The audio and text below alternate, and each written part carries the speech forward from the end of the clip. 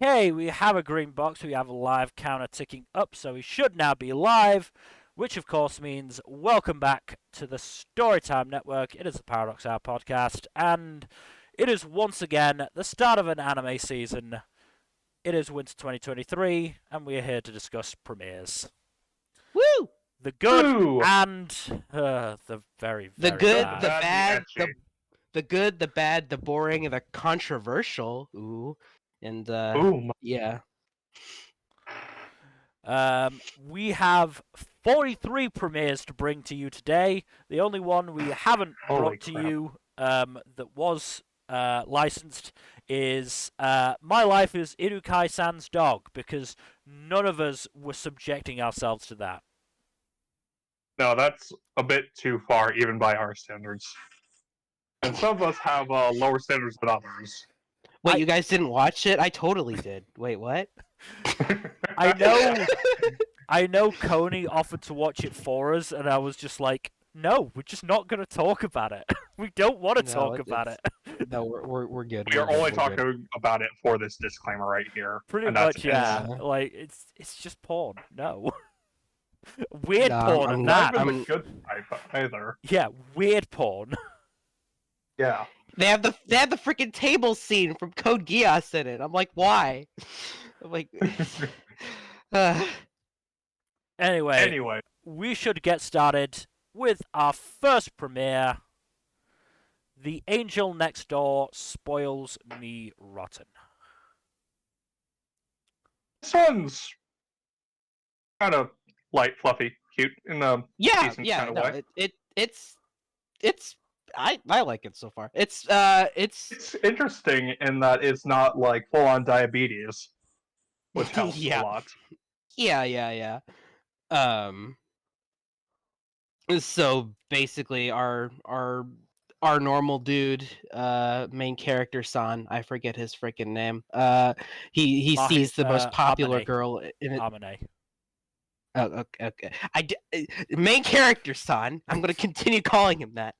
Sees the most Protag-kun. You can call him Protag-kun. Protag-kun, yes. I mean- Sees the most popular girl in school sitting alone on a swing in the rain, and of course, as the main protagonist as he is, he goes over to, lend her a hand, maybe gives her his umbrella, which is a dumb idea because he ends up sick because of it. Of course, because the popular girl also happens to live next door to him, so she finds out that he got sick, and she offers to take care of him and help him recover, and ends up, because of his terrible living conditions that he set for himself, because he's a teenage boy, he doesn't know how to take. Yeah, he doesn't know how to take care of himself. He's a stupid teenage boy. Yep. She ends up cooking for him and helps clean his apartment and stuff like that. And obviously, romantic shenanigans start to blossom. I do appreciate that it's fairly slow burn right now. It's not like instant, oh, they're automatically in love with each other type thing. Yeah. Because And that she's would be- not a freaking she's not a tsundere either. No, but she does chide for being a dumbass. Oh yeah, no, she's fun. Yeah, it's cute. It's art's very good too. It's very good looking show. Looks very nice. There are opening some is- shows this season that look kind of like butt.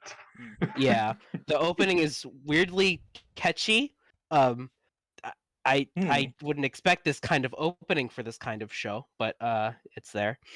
But yeah, I've watched so many anime so far this season. I don't remember the opening off the top of my head. I only remember it because OXT did it. Oh, interesting. Yeah, at least I think it's the opening. It played at the end of episode 1, so You can never tell I- with premieres, can you? Whether it's the OP that they're just playing at the end, or whether that's actually the ED. Gets confusing Yeah. sometimes. It's so hard to say with premieres, especially if There's they don't a lot- have like there's a- actual. there's a lot of those this season that we'll discuss. But yeah, this was good. I like the dynamic between the protagonist and the It's main very girl. Bunny Girl Senpai-esque. Yeah, actually, That's not the quite closest as witty, I can but come still, to. but still Yeah. cute. I mean, It's a bit more downplayed than that, Yeah. but it's still. I mean, Yeah. two reasons I didn't watch it. One is just that the general concept seems very, very, like, gender norms enforced. Yeah. Mm-hmm. Like, ooh, No, look, that's fair. the girl takes care of the boy because he can't do it himself. Like, I get that he's a teenage boy, but surely if he's living on his own, he can figure it out eventually. I don't know. You overestimate the power of some I- teenage boys. I Bill. know, Yeah, you. I know, because I've, my first year at university, I lived with a guy who literally just made, like, stuff in the oven, like, just heat, like fish fingers and shit like that, pre-made food that you just had to stick in the oven, and so I do get it, but, like, I don't know, it just sits wrong with me, and in reading the reviews for it, apparently neither of the characters have particularly deep personalities, let's say. I mean, it's characters don't early have to to be- say. Yeah, the characters don't have to be super deep right at the very beginning, Mm, as long as they have like a clear dynamic. yeah. But yeah, I don't necessarily disagree, but it's also like I'm basing this entirely on episode 1, so I can't say for certain. Yeah, I haven't but... seen the second episode either. Yeah. Yeah. I had They have so a- much they- anime. Yeah. But they have enough to them that I'm like, I like this. I enjoy seeing them interact. So I will be sticking with this show for now, at least. No, Will I? They have a good dynamic, I think. obviously, I'm not gonna, try and stop you. I just wanted to get that out. Oh no, out the air. Certainly bringing why I criticism- didn't watch it. I remember my first year of college. We had a fire alarm because some idiot put his microwavable ramen in the microwave without any water. Oh God. Okay. what I mean, the hell? If we're telling Yeah. if we're telling stories like that, I've got two. One of which, fairly early on in the year, one of my flatmates put sausages in the oven and then went to go shopping. We only found out when the smoke alarm started going off because she'd left sausages in the fucking oven. Bruh. So there's four of us standing around just like it was that person, wasn't it? Right. Okay, we're gonna have to chat about this because we can't have this happening more often. Yep. Second one is not like a student dumb thing, but it's like quite late at night, like 1 a.m. Fire alarm just started going off, but like none of us actually believed it, sort of thing. Like we all very tentatively just sort of like me and another flatmate just sort of poked our heads out the door. It's like, is this actually a fire alarm? Is this a drill, or is the building on fire? What should we do? And we slowly made our way outside, picking up also confused people until we, 10 minutes later, we finally go outside. Thankfully, the building wasn't on fire. It was just an error in the system. But if it had, we would have been in trouble because we were just so slow. Yeah, teenage boys are fucking stupid. Yeah. Anyways. Yeah. Anyway, well, Correct. speaking of teenage boys are stupid, I Oh, boy. think we move on to Ayakashi Triangle. I mean, this I mean, teenage boy series isn't is that made for stupid. horny. But The series is made for horny teenage boys. Yeah. yeah, I've actually read the manga for this. It is very yeah. It's a fun one though. I'm actually pleasantly surprised by this adaptation. When I watched If the nothing previews, else, it has excellent production values. yeah, like it's pretty good. Like I remember watching the previews for this. I was like, this doesn't look that great. And then I actually watched it. I'm like, okay, no, this is solid. And the music's really good for some reason. That's what I mean. The music is surprisingly banger. Yeah. The animation wasn't mind blowing, but it wasn't awful either. It leaps and bounds better than other adaptations we've had recently. But The animation was only really good for a certain specific bit towards the end. yeah. Otherwise, take- it was serviceable. Bill, you get 3 guesses as to why what it's about. The first 2 don't count. Yeah. Yeah. But yeah, so the how to explain War. So basically, childhood friends. One of them, they can both see ghosts, but one of them attracts the ghost because she's a plot device. The boy grows up to be a ninja to inherit his grandfather's job, but also to protect his childhood friend. Flash forward some time in the future, the king of the Ayakashi, the ghosts that these kids are seeing, wants to eat the girl to gain more power. He and Ninja Boy fight, but and he manages to start sealing him, the king, but in a last ditch effort to fuck shit up, he uses the last weapon at his disposal, a gender swapping spell, and puts that on the boy, and now he is Grill, and now shenanigans. I The mean, specific reason he gender bends the dude is because he thought that the two would immediately engage in hanky panky after. He really does not like the idea of these two kids getting together. Yeah. I mean, so he mostly just gender bends the dude out of spite. Yeah. If I recall correctly, I did read the first chapter of this, which sounds like just the first episode. Yep, pretty much. How it usually is with Shonen Jump adaptations. Yeah. Yeah. Wasn't much of a fan of it. Surprisingly. I don't blame you. Understandable. So this is not your kind of show. It really isn't. For the No. 80% of the first episode, it seems like pretty generic shonen, and then it turns into the exact kind of thing you would expect from the artist behind To Love Ru. Yeah, the gender swapping thing was like super duper hidden for when it first started, so it was a pleasant surprise when it actually did happen. Pleasant, but depends. Yeah, your mileage will vary for some on that front.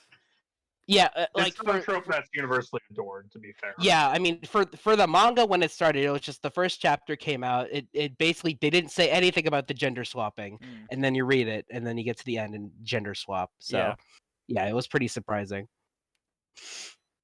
Yeah. Unfortunately, that was super advertised with the anime. Oh yeah, no, it was. Yeah, no hiding it here. Which kind of unfortunate, but not a huge blow.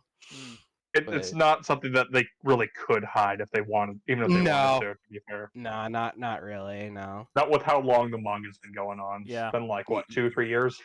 Yeah, something like that. But yeah, no, this is a pretty decent adaptation for what it is. I'll stick with it for now, at least. I'm hoping that the censorship doesn't get too, but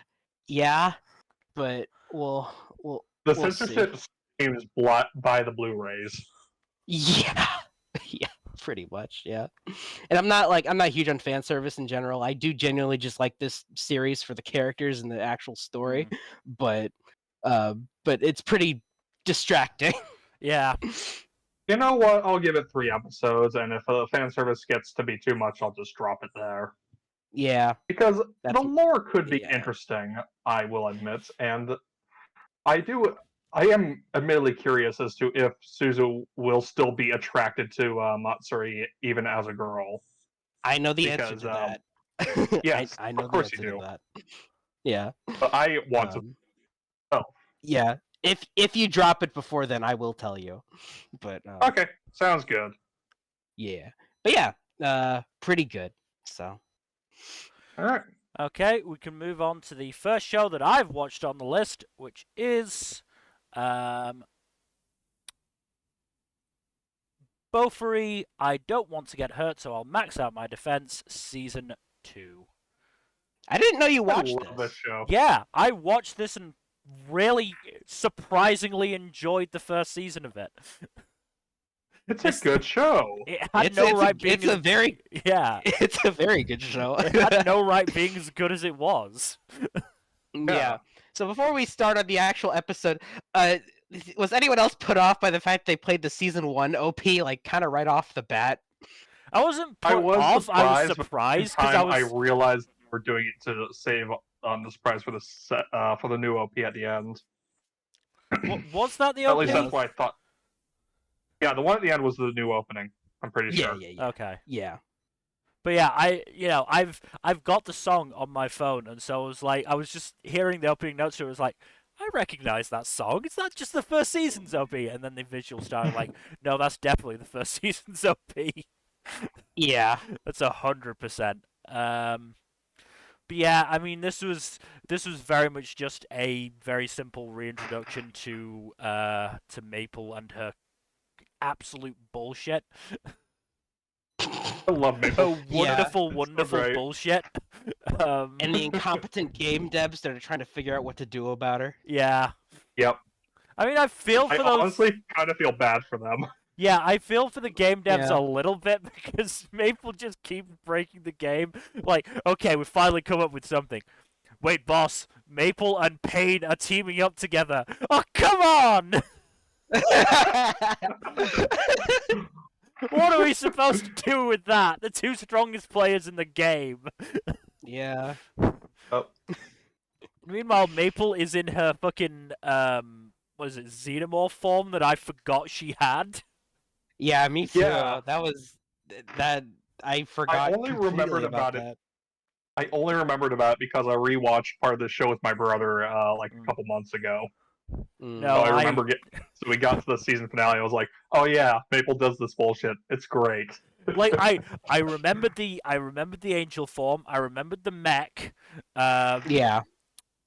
I remembered her bringing out, her fucking poison hydra and her giant syrup turtle. Yep. Didn't remember the xenomorph. So that was To be a bit fair, of the a Xenomorph I surprise. think was the last big transformation she got. By the end of the series, this girl's gonna have more transformations than Goku.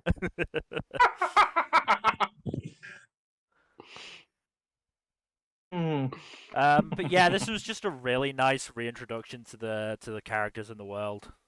The only thing I'm kind of iffy on is Kasumi's new power up. Yeah. Oh yeah. I don't know about that. Yeah, that's the only thing I'm really iffy on. I don't being mind honest. the de-aging thing. I think that's a funny gag. I mind it when it's, with With that whole... outfit. Yeah. And the potential for The that two outfit to fall. Either one would work fine on its own, but the two in conjunction do not work. Yeah. Yeah. Which is unfortunate, because seeing Kasumi get flustered is funny. Yeah, other than that, the episode's pretty fun, especially the bit with me and Maple in the cat cafe. Yeah. Oh yeah, I love that. I love me a lot. She's very funny. She is a delight. I also really like Sally and Frederica's dynamic. That's very funny. Yes. Yeah, that rivalry. And with the Christmas gear at the end, does anyone else think that Maples was like a punishment from the devs? It might have been, or it might have just been dumb luck, and it turns out that the Rudolph gear is busted as fuck. I'm sure it probably will be. But... That is the rare gear that she got, to be fair. Yeah. Yeah, so I would laugh my ass off if it turns out that that gear is secretly busted as all hell. Even if like the devs didn't intend it to be, Maple's gonna find a way to make it busted. Exactly. Yeah, because she's Maple. Yeah. The joy of the show is not in seeing Maple break the game, but in seeing how Maple breaks the game. Yeah. Yes, the most creative ways a character can fucking destroy this fucking game. But yeah, no, more BOFURI, more fun. Yeah, no, it's a very fun show. And, it succeeds where others in its genre don't, because it's very clear it's a game, and so they don't take it seriously. Like, in the sense of, oh no, this is life or death serious. They don't take it that seriously. They're like, yeah, this is a fun game and we want to do well, but we're not gonna fucking die if we lose. Yeah, exactly. Yeah, I appreciate the continued adventures of Maple stumbling her way into insanity, and just her her friends and rivals being dragged along the way. Yeah. They're just so accepting of it now. Mm-hmm. They've resigned them to this fate. Yeah. Maybe just one-shotting the floor boss, and they're like, yeah, we expected something like this. Yeah. At least Kanade got to help with that. Yeah. Anyway, we should move on to our next show, which is Buddy Daddies.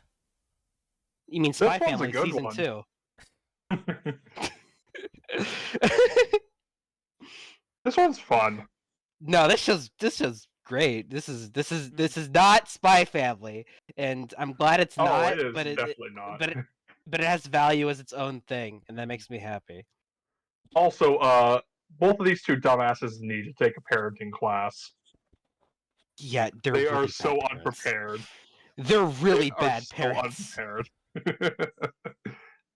But that is part of where the comedy is derived from. Them just having no idea what the fuck to do. Yeah. I mean, I've only watched episode 1, but Kazuki seems like he could be okay. Ray is not. Yeah.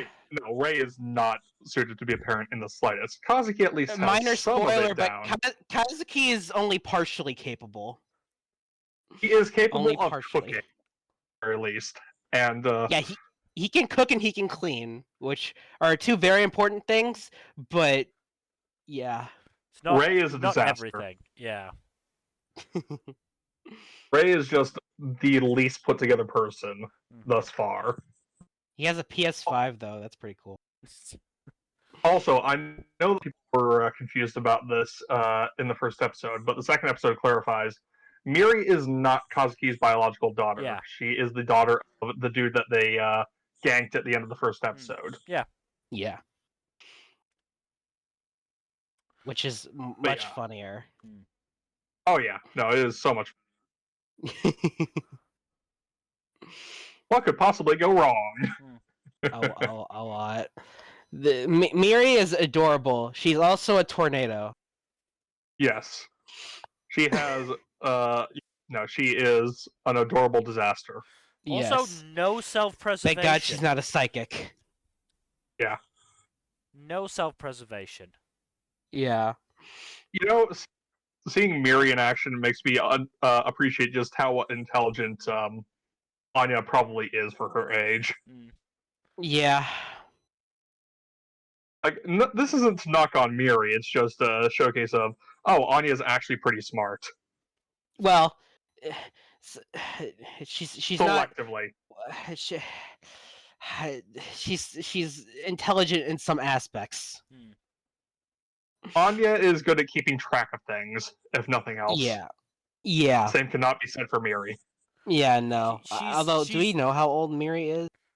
She's 4. 4. Okay. Which I think is the same age as Anya's like 5-ish. Either a year.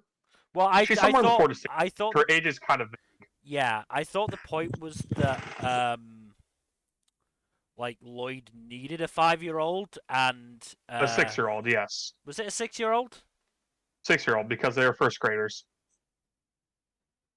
I don't remember the exact age, but either way, it's implied that Anya lied reading his mind. Yes. Oh yeah, that's right. She is younger than what he needed, and she lied about it.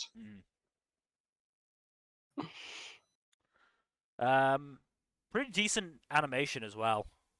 Oh yeah. It's the animation is pretty good on this one. PA Works visually, does not miss when it comes to the animation. Yeah, visually it's very solid. This is another PA Works original that looks quite good. But yeah, just two idiots who are contract killers that are trying to take care of a fucking kid. And one of them is fucking worthless because he can't take care of himself.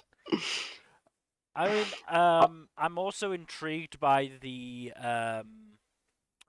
hints about Kazuki's backstory, and the clear indication that something bad happened with that relationship.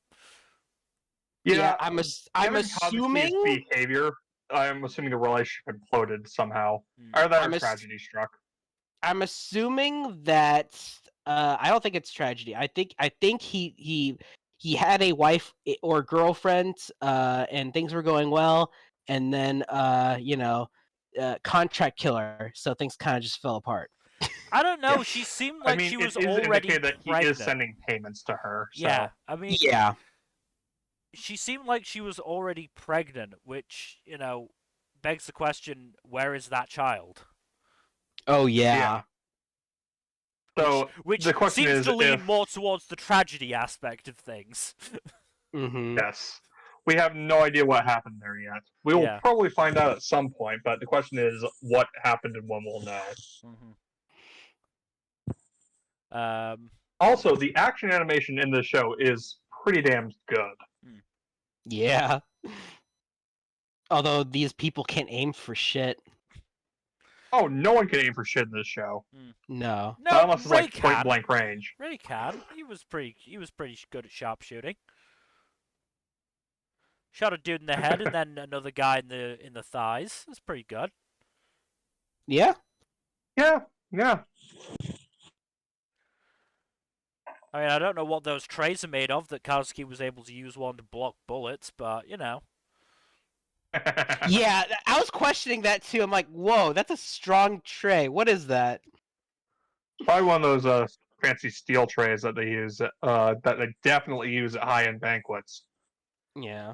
Again, it had to be pretty thick steel to stop a bullet. Yep, I know. Yeah, I think back to one of the first episodes of Licorice Recoil where she shot through that car door with apparently rubber bullets. Yeah. And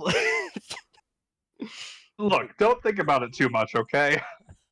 No, I'm gonna think about it because shows do these things that make me think. How dare you? Anyway, moving on I don't like to thinking. Moving on to a show that probably doesn't involve too much thinking. Campfire cooking in another world with my absurd skill. It really doesn't. Also, this was surprisingly decent. I was surprised. So It's all right, but I didn't. I watched an episode. And it was kind of boring, honestly. okay, that's fair. I actually got a kick out of it. But we'll see. But yeah, so I mean, young man, isekai'd with a bunch of teenagers. The teenagers become the actual protagonists of this world. Of course, the man, he got isekai'd with basically only the ability to use Amazon. So so he of course he's not hero material, so he just gets out of that shit and then starts surviving on his own. And he joins a party and wows them with his amazing cooking that he makes using shit that he buys from Amazon. And that's pretty much the whole premise. Although at the end there is this Fenrir who smells the delicious foods and he's like, yo, make a contract with me so I can get more of this good food and you can take care of me. So yeah, he's a big fuck off legendary wolf. Yep. I mean, Big dog. Big doge. I mean, the interesting thing about this is that it's fucking done by Mappa. Yeah, you can't tell visually. I'll tell you that right now. No. This is one of the shows that they put out to pay the bills, definitely. Yeah. I mean, the food looked good. I'll say that. It's decent food porn, yes. Yeah. Decent food porn, yeah.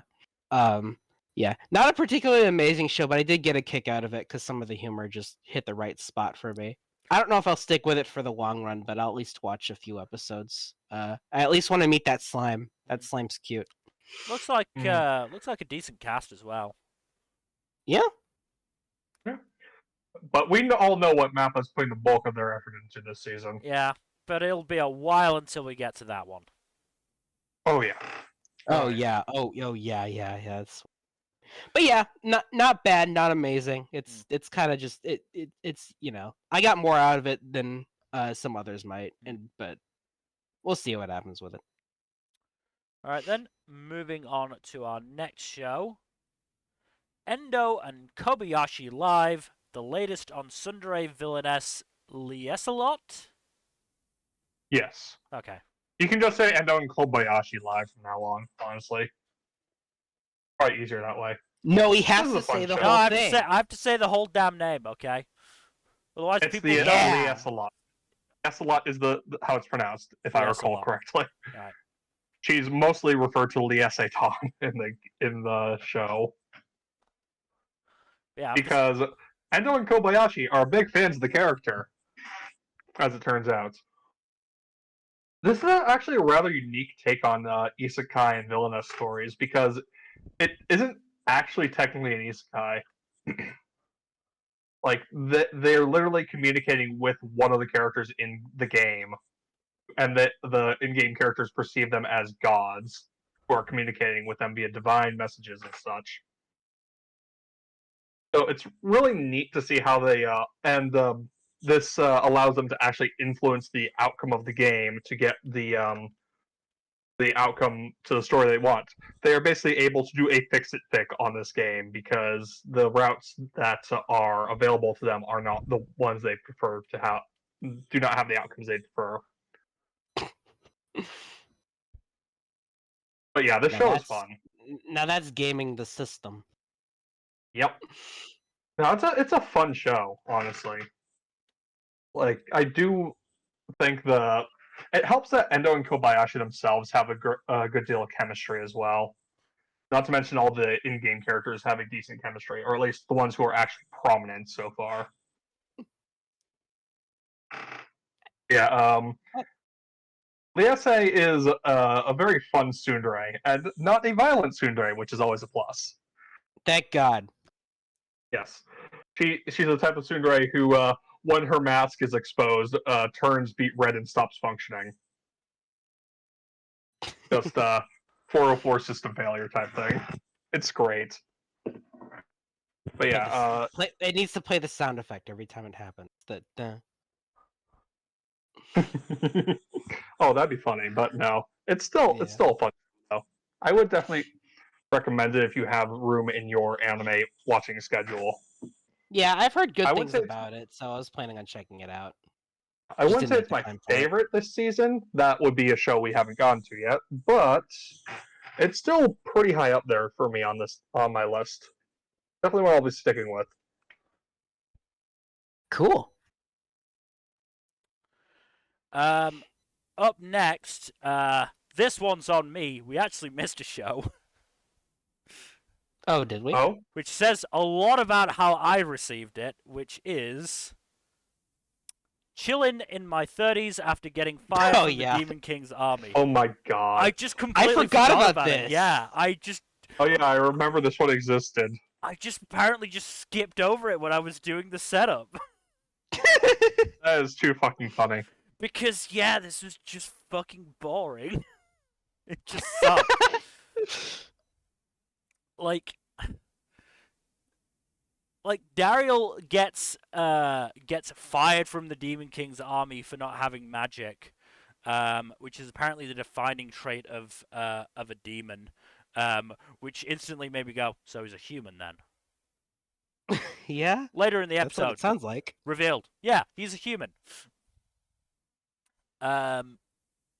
He's just wandering around and saves a girl called Malika, who, once they get back to her home village, is revealed to have a massive fucking rack. At which point, Dariel cannot make a decision without staring at that rack for at least 20 seconds. The wisdom. Like, genuinely, he just keeps staring at them. You'd think he'd make her uncomfortable or something if it was, based on actual real people. Yeah. Apparently humans, the power system for humans is aura, and adventurers have a specific aura type that they are most proficient at. You want to guess which of the 4 aura types Dariel is proficient at? all of them. Yes, you are indeed correct. He's proficient at What? fucking All of them? That's them. never been done before in any show ever. Yeah. I think we have multiple of those this season. Probably. I Then would not be shocked. like he meets the village's other adventurer Gashta, who's just kind of a dick, and then finds out that the monster he fairly simply killed near the start is actually something that Gashta's been struggling with for like half a month, and it's just like, oh, wonderful. Okay, this is an isekai in all but name. This is one of those classic fantasy series that's just like super generic wish fulfillment. Yeah. Like You say in all but name, but this name kind of reeks of isekai energy. yeah. Yeah. It is. It is. You can tell how badly isekai has taken over the fantasy genre by the fact that this actually technically isn't an isekai, but feels like one anyways. Yeah. Yeah, this just sucked. I just don't like this. Yeah, it sounds like it was not As very said, good. I apparently just completely put it out of my mind. I only realized until I was just like going through the summaries I've got, like, okay, what's the next show I'm going to talk about? Chillin. Wait, we're on Endo and Kobayashi. How did we forget? How did we miss that? Oh. I do have a question. Yeah. I do have a question real quick. So he got fired from the Demon King's army. Yeah. So that how did he get on there in the first place if he wasn't a demon? Apparently one of the old higher ups just like found him, I think. Like in the forest. Oh, did he just get adopted or something? Yeah, and just adopted him. Oh, okay. But that higher up is now retired, and his son is in charge. Is like, no, fuck off, you're gone. Yeah, sounds about right. Yeah, it's fuck this show. It's not the worst show. It's not the worst show I watched, but it's probably the second worst, honestly. If I'm thinking. Oh, we'll get to the worst. I can't wait. No, third worst. Oh. Ooh. But we should move on to the next show because I've spent far too much time talking about this as it is. Right. You only spent like 2 minutes talking about it. I know, and that's still too much. Moving on to Farming Life in Another World. Yay, Well, this is a fun enough slow life isekai. It's nothing groundbreaking or anything, but it's nice. It has chill vibes. Okay, so is this a halfway? So does this actually focus on the farming and stuff? Like, yeah, it's basically like the dude just building a village around a big ass tree because he just wants to live a slow, chill farming life, basically. And it's like so the end of the second episode basically starts up a counter of the inhabitants of the village, which includes a bunch of good doggos, and thus far the only sapiens inhabitants are him and this vampire chick, who is the white-haired girl in the key visual. But yeah, oh, there's also a big-ass spider who is really good at making clothes and other sewn products. Cool. It is never explained how, but I prefer it that way. I would imagine it's the fucking webbing or whatever. Probably. I just am perfectly fine with them not elaborating on it. I think it's funnier that way. Yeah. Yeah. Yeah, no, basically his one divine gift that he gets when he's being reincarnated is something that is basically a magic object that can appear in his hand as any farming implement, basically. Or any tool that he requires for a situation. $10 says he's gonna have to use that to create weapons at some point. I have had no indication of that so far. Like, this is not an action-oriented show in the slightest. Not from what I've seen. Like I said, it's a very chill show from at this point. And you know what? I like it this way. I appreciate having just a nice slice of lifey show. You know? Yeah. You can understand why I have my doubts, though, right? I understand, Bill. Yeah. I understand. But I still think the show is fun. I'm gonna keep watching this for now because I need something light and breezy that isn't like another high school anime because there are like 5,000 of those. Not necessarily this season, but overall. Does kind of suck how, like, most shows are either high school anime or isekais. Yeah, it does. Yeah. Just makes the exception stand out more, honestly. Hmm. Like the next show on the list. Good segue, because we move on to The Fire Hunter, which literally just came out today. This one's good. It was interesting, certainly, yeah. I do like the art style in this one. It's very distinctive compared to everything else this season. Or most anime, really. It's not a typical anime art style. So how does one hunt fire? So, background of the show is basically like some catastrophe happened in the distant past, and when humans were remade, it was such that any exposure to fire would cause them to spontaneously combust, Ooh. which is interesting lore, I think. And knowing how that's not going to lead to tragedy. Yeah. This anime is done by Signal MD, who also did Mars Red. Mill. Yeah, I was just looking that up to see if there was any shared staff, because they do have a fairly similar art style. Mm-hmm. Oh, they also did Recovery of an MMO Junkie. Ah, cool. Oh wow. That's a couple of really good shows. They also did Yuna and the Haunted Hot Springs. That's fun. Anyways, moving on. Rage. But yeah, the show is interesting. I do also appreciate the good doggo for being a good doggo, naturally. Yeah, I'm glad it stuck around. Yep. And I am curious as to how the two seeming main plot lines will intersect. Because spent most of the first episode at least focused on Toko. Yeah. I mean, this was very much a episode focused on world building more than anything else, because we didn't get a massive amount with in terms of Toko's character. No, this was very much a setup episode, but a lot of pilot episodes are. The only thing we really know is that her pseudo sister is kind of a creep. And also kind of an asshole. What the fuck was up with that mask? No idea. That was genuinely kind of creepy. Mm-hmm. The way she was glaring through it was also disturbing.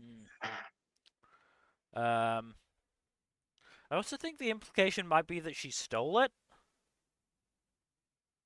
I don't know. Sure. There's a lot of implication here that I know I just missed some of the subtext there at some point, somewhere along the line. You know? But yeah, this is it's certainly an intriguing first episode. Just gonna have to see how it plays out over the next couple episodes. Yeah, it definitely has potential. That's for sure. The best part of it is we have a dog that's not voiced by Kenjiro Tsuda. Oh wait, is that? I'm not watching it then. Oh shit, Mamoru Oshii is directing this one. Interesting. Yep. Not directing, but he's the serious compositor for this one. Yeah, and the scriptwriter. Fascinating. Well, we'll see how that goes. But fingers crossed this is one of his good ones. Yeah. give me a second. Scroll down to something first. We move on to a show that has not yet aired. I think it airs on Monday, maybe. I think it's 16th, 17th, whatever. Flaglia Natsuyasumi no Monogatari. This is an idol anime, isn't it? It is a fantasy anime, but it is from a mixed media source. So I'm not going to it's an bet idol against anime, it. isn't it? I'm not going to bet Probably. against it, okay?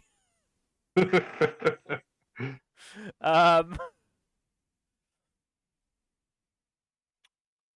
so I'm just going to read the summary and then we can just pretty much move on.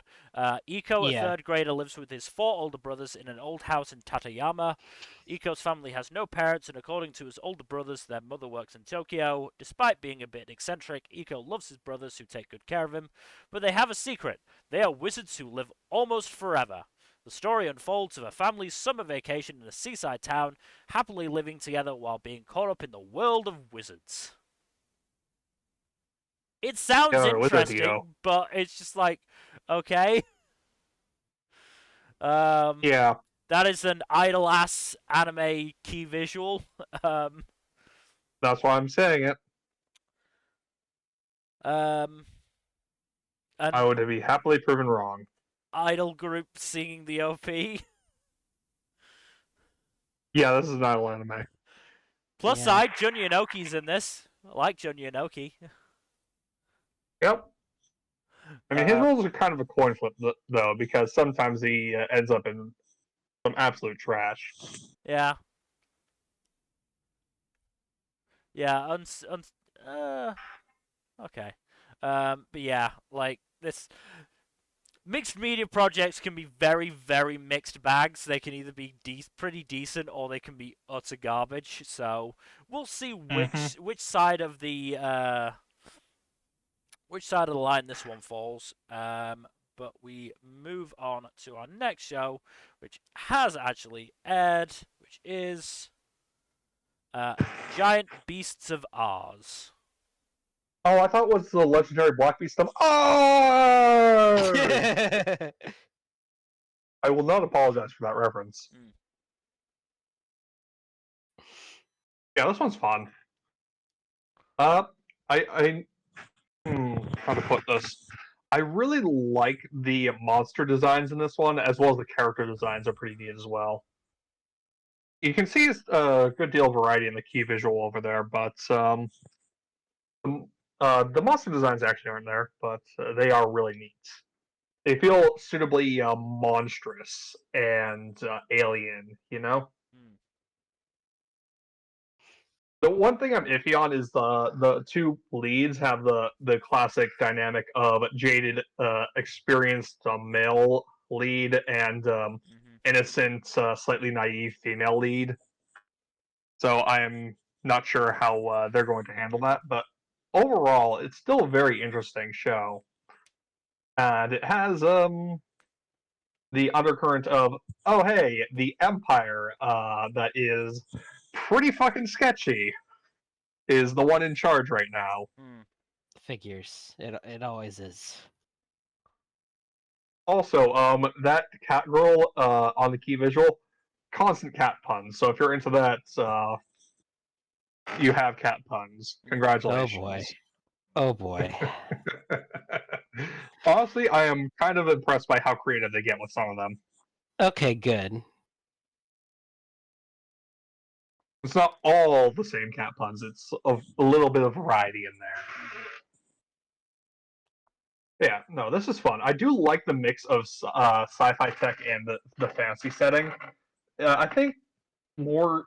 I wish there were more series like that. You know, Sounds fancy. that just had science fantasy is really fun. I found when it's done well. You're leading up to recommending Lock Tomb again, aren't you, Jack? Maybe. I'm not recommending it. Well, I'm going to cut you off before you can get there because I assume we can move on to our next show. Yeah, sure. Go ahead. as we move on to Handyman Saitou in Another World. I'm gonna get real tired of saying "in another world." I'm surprised you aren't already. Yeah. There This are one's this one's it's pretty good. It's a little weird though with how it's told because it's like it's it's very segmented. It's like the episode's like divided into like these short little bits. Um, kind of an okay comparison would be freaking why is the name escaping me? Last season, Mill. It was a show you enjoyed. I started watching it. What All was it called? Saints All Street. Saints Street. All Yeah. Saints Street. It's kind of segmented a little bit like that. And it's a little weird because of it. I mean, But it's the basic premise is why do I have to explain this?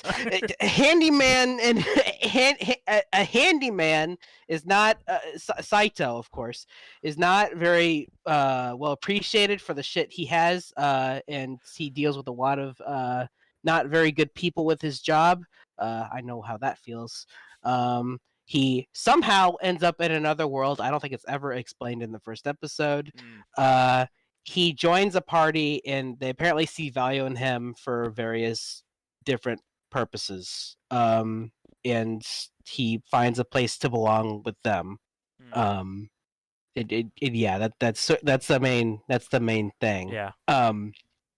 In terms of the segmented thing, it is based on a 4-coma manga, so That explains a lot. okay, probably why it is. That.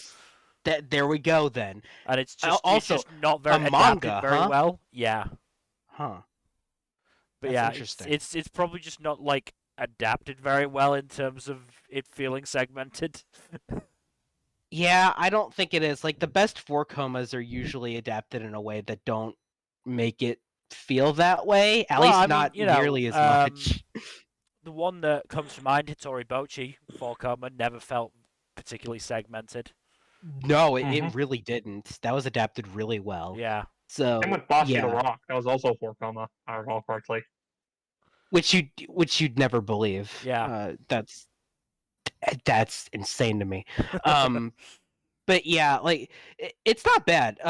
The party itself is pretty interesting. Our main warrior is this girl who is clearly Tsundere.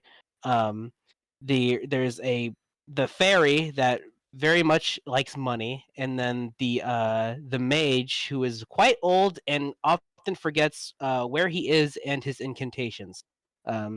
So yeah. Oh, lovely. Dimension. That's fun. Yeah. But of course, Saitou, one of his jobs ends up being to help him remember his shit. So there's that. But Saito's also very good with lockpicking, so he's good at that, and yeah, all sorts of stuff like that. It's weird. The segmented thing kind of disjointed my entire thoughts on this show. I'll be honest, because like there are these short segments that are about like completely separate characters that, and it's like, who are they? What do they have to do with anything? It's weird. Yeah. I would have preferred this just be a show that was much more normally put together instead of something segmented. Is lockpicking a skill in the wheelhouse of a handyman? Apparently. With this handyman, yeah. Okay. Look, I mean, the show presented it that way. I guess I have to accept it, right? I mean, you don't have to. You can. No, I have to. I have to. But yeah, it's not bad. It's fairly enjoyable. It can be pretty funny. And there is something very nice about our protagonist being able to find his place with this party and all that. So, it's nice. I'll at least give it a few episodes. But like I said, it's hard to put my thoughts together on the show just because of the way it's presented. Yeah. It's just odd because of that. But it's not bad. Okay, we can move on then to our next show, High Card. Yeah, let's show is- go. That Let's show is go. fucking wild. This is my brand of bullshit. This Yeah. show was made specifically for me. This show the premiere was based entirely on vibes, and it worked. Yes, It was- exactly. It was dumb anime bullshit, and it was fun. This is my brand of bullshit, and it's so fun. It's oh my god. I hope this keeps this shit up because it's so fun. But you're having a good time. Yeah. I what can I say? I love dumb superpowered bullshit, and this is all of that. Has a lot of opportunities to go the full bullshit route too, which is great. Just like so many ways they can pull off bullshit. They have 52 superpowers to work with. Yeah. Yeah, they have all these different fucking powers, and some are as simple as hey, I'm immortal, and then some are just like I can turn things into marbles and then shoot them at you as projectiles. That marble power is actually kind of crazy. Yeah, the marble power. And there's that one power was interesting, but like, I'm hoping that Finn's turns out to be a little more interesting than just gun. I imagine it's a special gun. Yeah, but it- like, it's still like considering they had it, turn shit into marbles and super lucky and super regeneration. Don't forget creating explosives. And creating explosives, yeah, like just gun, really good gun, just seems a little disappointing. Nah, it's fine. Like I'm hoping it's. I mean, I'm there's hoping it's definitely like. going to be some sort of twist Yeah. on the gun. I'm hoping. I'm so. sure there's something special about that fucking gun. I'm sure. I'd be more shocked if it wasn't. But yeah, I mean, Finn is an endearing enough character. Mm-hmm. Yeah, this- he's fun. Is like pickpocketer. Broke as shit. Mm-hmm. Needs to save that orphanage. The classic. Also, I just realized, what if his gun is just whole horse's gun? I would laugh What if my ass off. What if it's Emperor? Emperor is the most badass name for such a mediocre stand. Yeah, but it's so cool because it's just gun. Also, I can control bullets. Yes. I mean, Mista has that power basically too, except more interesting. Oh yeah, because the bullets are all their own little thing. And yet he shoots himself so many times. It's true. Poor Mista. I'd like to point out that the name of the man in red, his name hasn't been revealed in the certainly wasn't revealed in episode 1, but I'm gonna say it here. Chris Redgrave.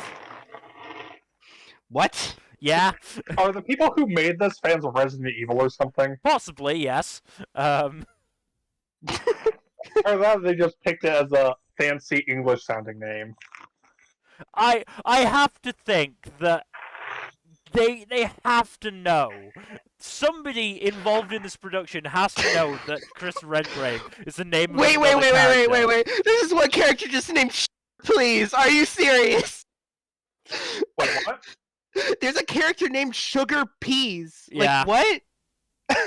I mean, in the first episode, we had Lucky Lunchman, who was not that lucky in the end. Yeah, that dude was not lucky. Oh, they have okay. an Indian character too in the main cast. That's neat. Damn. Obviously, because What are these names? These characters have James Bond-esque names, Yeah. honestly. Yeah. but like Randy Blumenthal. because Lindsay Betts. yeah, we heard about that one in this episode, Lindsay Betts, because he's the owner of the orphanage. Yep. Mal's Japanese surname first naming thing threw me off because I thought there was a character called Young Greg.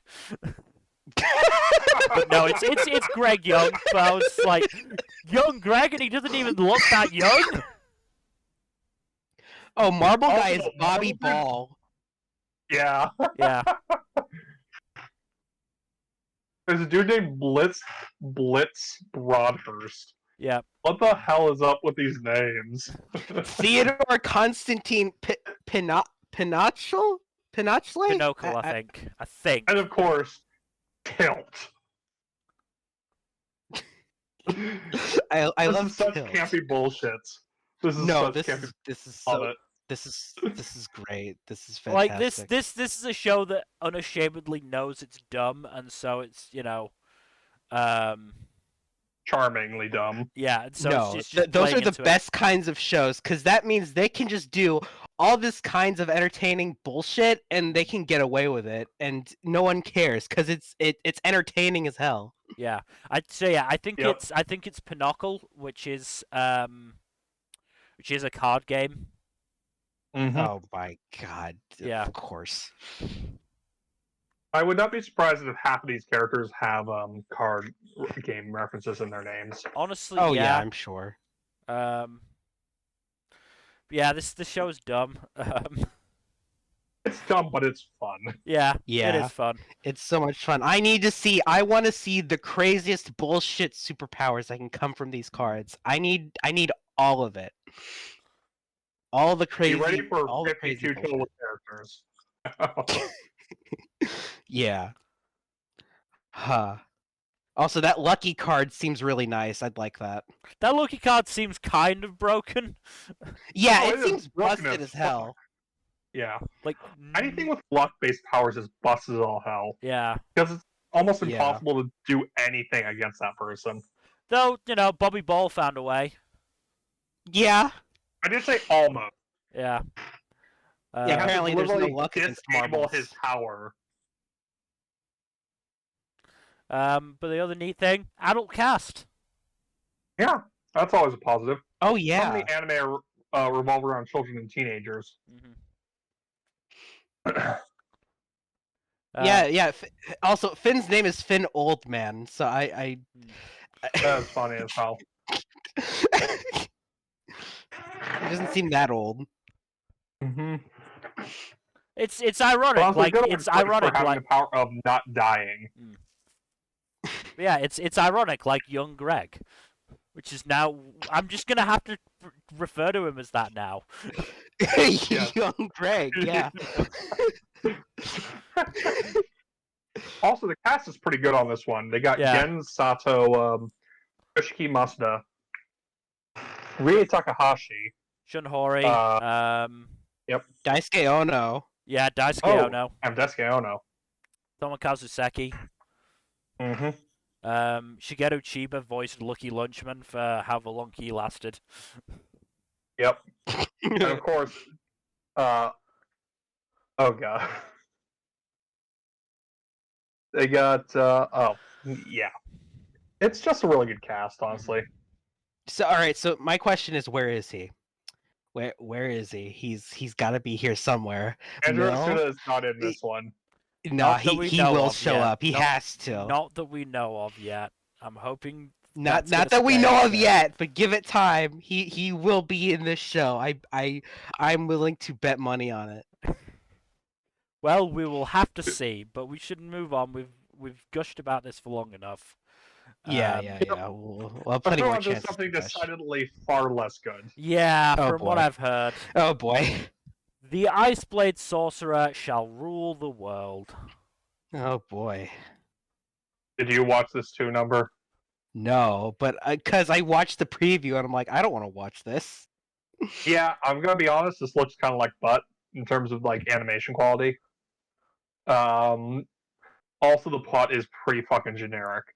The one thing, the one saving grace of this show is that there's a couple of funny gags involving the protagonist being actually kind of jacked, despite looking skinny as fuck, and there also being a whole ass club full of big beefy dudes who also just have this big thing about being muscular and good at doing environmental stuff. So a club Oh, full The of show is pretty fucking boring. a club full Otherwise. of Alexander Louis Armstrongs. I wish they were that entertaining. The gag with them did make me laugh, but it was like such a pale imitation of other gags of the same in the same vein that I've seen before. Mm-hmm. They're like the body improvement club we have at home.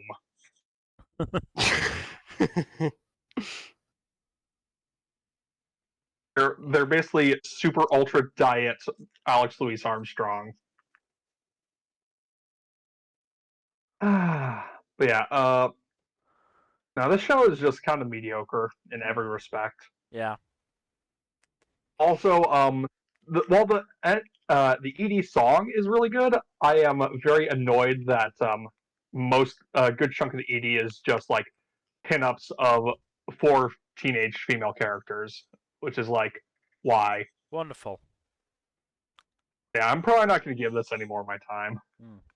Being honest, Probably for I the might best. watch one more episode just so I can say I watched 3 episodes and gave it a fair shake, but I don't know. Is this Maybe the muscle dude gags were enough to get me to give it that much because they Being were fair still, is overrated. I don't know. Like, yeah, no, this show is just not great. This is like the most generic show I watched this season. Yeah. Is this the show you were talking about when you said Jun Yanoki's like track record is sort of iffy? It is very mixed, yes, for precisely this reason. Yeah. Also, I'm sorry to report a tragedy, but the studio that did this anime is also going to be doing Whisper Me Your Love Song. I really hope they do better with the latter. Damn, what else have they done? Nothing else. Nothing. Oh. This show is their very first series. Oh. Yeah. I hope that they did such ass with this because they were putting more effort into Whisper Me a Love Song, but I don't have high expectations, and I'm really sad that I can't. Everyone has to start somewhere, to be fair. Oh boy. To be fair, yes. But then again, Studio Bind was literally created for one series, and look at what they created in terms of like actual production quality. Oh no. I found Cloud Hearts on ANN, which generally gives more of a rundown on the shows that the companies are involved in, not just the ones they've had a significant hand in making. Cloud Hearts has also did key animation in episode 12 of Battle Game in 5 Seconds. And did second key animation for an episode of The Promised Neverland Season 2. To be fair, I don't think the production side of things was the issue with Promised Neverland. No. Visually, that show is good most of the time, so like it's fine. But yeah, Battle Game in 5 Seconds was not. Let me assure you of but that. no, with regard to this show, it's just like the one big source of conflict is not Draco Malfoy being a classist twat, and literally everyone else is nice to the main character, basically, except for other classist twats who aren't really important. Like, Okay. boring. For Whispering You a Love Song, the director was the assistant director on Genius Prince. That's a good sign. Also did storyboarding and episode directing for Monogatari Verite, so. Which is criminally underrated on Mal. Just noticed. Mm-hmm. How the fuck has Monogatari Verite got a 6.55? I don't know. Oh, serious composition for Love Song is the same guy who did Gamers. Interesting. Also, Requiem of a Rose King. I mean, was that's that your favorite show, isn't it? Badly? I don't know. Regardless, I'd like to move on to a show that is not so mediocre that we have to talk about so many other tangentially related things to keep this interesting. Moving on then to the ice guy and his cool female colleague. This one's nice and fluffy. Not super deep or complex, but it's nice and fluffy. But the conceit of the series is that, like, oh hey, descendants of yokai live among us, and they are just, casual members of our society. No big deal. They just are around, and they live like normal people. So, except they have, the occasional bit of supernatural bullshit going on around them because, supernatural ancestry and all that shit. Yeah. But the male lead is a descendant of the Kiona, the snow people. And whenever he feels intense emotion, he tends to either produce tiny little snowmen or make small blizzards. And the female lead meets him when he gets literal cold feet going into his first day of work. As in his feet literally are frozen to the ground in a giant block of ice. So she stays with him to help him calm down and defrost his feet. So that he can actually go to work. And it turns out they work at the same place. What a shock. I know, right? I can't believe that. What? I never saw that coming. It's too much of a that's leap plot of logic. twist. I can't buy it. Yeah. Yeah, this show's cute. Not anything groundbreaking or anything, but it's still a cute show. Hmm. And I do One thing appreciate. One Go thing I'm ahead. curious about. So, are there other like magical beings in this world, or is it just the ice dude? Yeah. No, one Okay. of the coworkers introduced in the first episode is part Kitsune, and their boss is implied to have some Bontavista ancestry. Okay. Okay. The boss man literally looks like a Buddha. Okay. It's really fun. Mm-hmm. But yeah, this show's Cool. cute. If you want something really nice and fluffy to watch, this is a good one. Okay. Which I think means we can move on to our next show. It's another one of the sequels. It is Inspector Season 2. I miss this show. This show is fun. This show is just interesting. Like, Yeah. it's never one that really gets me super hype, but it's always one that keeps me really interested. Yeah. Uh, I always do have. I am pretty much always hooked on this one when I'm watching it. It's a fun show. I also appreciated the bit at the start, which basically recaps season 1. That helps a lot. Yeah, just to It's make been sure I 3 years. remembered everything. It's been 3 years. It's been 3 years. It's been 3 Yeah, years. this was winter 2020. Yeah. Right before the pandemic started really Whoa. affecting anime. Yeah. Okay. Wow. Jeez. I still remember binging this at work. Oh my god. Wow. Mm-hmm. To been a while. put it in perspective, when this aired, we were still doing our version of Anime FMK. Mm-hmm. I think this was your lock, wasn't it, Jack? It was my lock. Yeah. It was a good show. I picked Daisuken, so I think I won that one. Yeah, you picked the best show to lock. Again, picked ID Invaded. Yeah. So none of us did very badly. So Yeah. Those are all decent shows at Yeah. least. But yeah, no, This one was a really is good just basically reintroduction. Yeah. Yeah. It's a nice one-off episode to kind of get us refamiliarized with the characters and also just enjoy the atmosphere of the series. Like it really does remind me that Kotoko and Kuro do have good chemistry. Yeah, they bounce off each other really nicely. Like, I don't think it's quite on a Burner Girl Senpai, which is still my It's a high bar to match, to be fair. That's the highest Yeah, of bars. no, Bunny Girl is the top rank of dynamics because they just played off each other so well. But Kotoko and Kuro are definitely good, and I'm sort of glad that what's the name, the other main female character from season 1 doesn't look to be in didn't look like she was in the OP because like the one big issue with one of the big issues with the previous season was that their fighting over Kuro was kind of bad. Oh, Really Saki. didn't work. Yeah. Saki, yeah. I don't know if she's actually in the season or not. Yeah, as I said, She's not listed. She's not on the as of cast now. list, and she wasn't in the OP, so I don't think she is. Well, maybe she won't show up. Maybe she'll have a cameo. Who knows? I Um, don't. But yeah, I mean, again, also what this episode reiterated is I can listen to Kito Akari just say stuff for quite a while. Oh no, she's great at dialogue. Yeah. We got Also, Aoyuki is going to be in the cast for this one, so that's nice.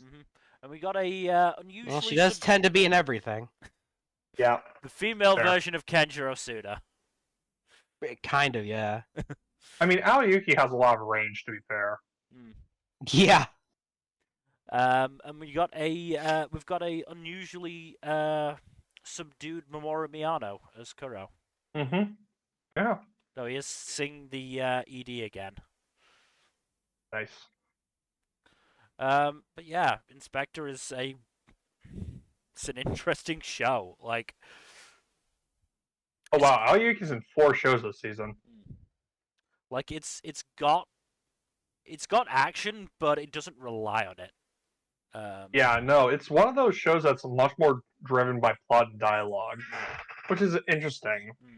But it falls in line with its mystery elements. Yeah, for sure. But yeah, looking forward to the rest of the season. Same. But we should move on to honestly what was probably my favorite premiere. It was the one I watched first. Ippon Again. Sports stuff. This was genuinely so good. Like, was it? Okay. Yeah. I've heard it's good. Like the dynamics between the characters are really good. Michi and Sanai, clearly like really good friends, play off each other well. Anna just coming in, like trying to be like the top dog and just failing miserably because the other two just ignore her. Like, and then Toa. Haven't had much with her, but she's definitely interesting. Looking forward to getting more with her and Michi in particular, because like the basic plot is that Michi and I think Sanai along with her, it was never really stated, basically going to quit judo after middle school, after their final middle school tournament, and Michi's final match was against Toa. Which kept getting interrupted. At one point, Toa basically palm striked Michi in the face by accident. Rip. Yeah. Like, and it clearly felt really bad about it. And Michi had to, have the tissues up the nose for the rest of the match. Basically, it's a very like very very fragmented match, which really didn't work to Michi's strength, and eventually she gets choked out. And the video of it gets put on YouTube because she makes a weird face when she gets choked out. And then 9 months later at their new high school, they find that Toa is there as well and wants to start a judo club, and eventually manages to convince Michi to join again. So,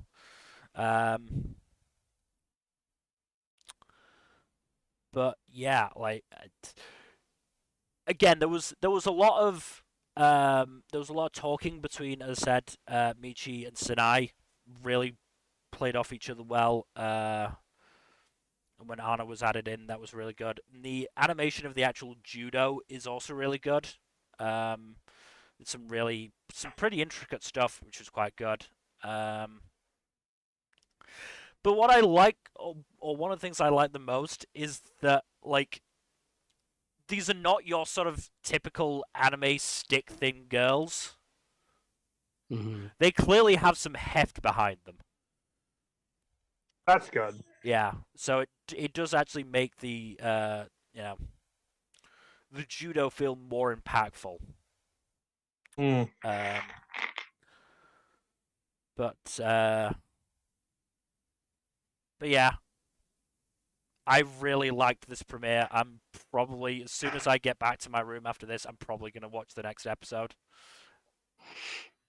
I might give it a shot then, because I wasn't too I sure might. about it before. But if you're Also, enjoying it, then isn't there only one episode out? Is there not another episode out yet? Oh, that's going to be a shame. Aired on the 9th. When does the next episode come out?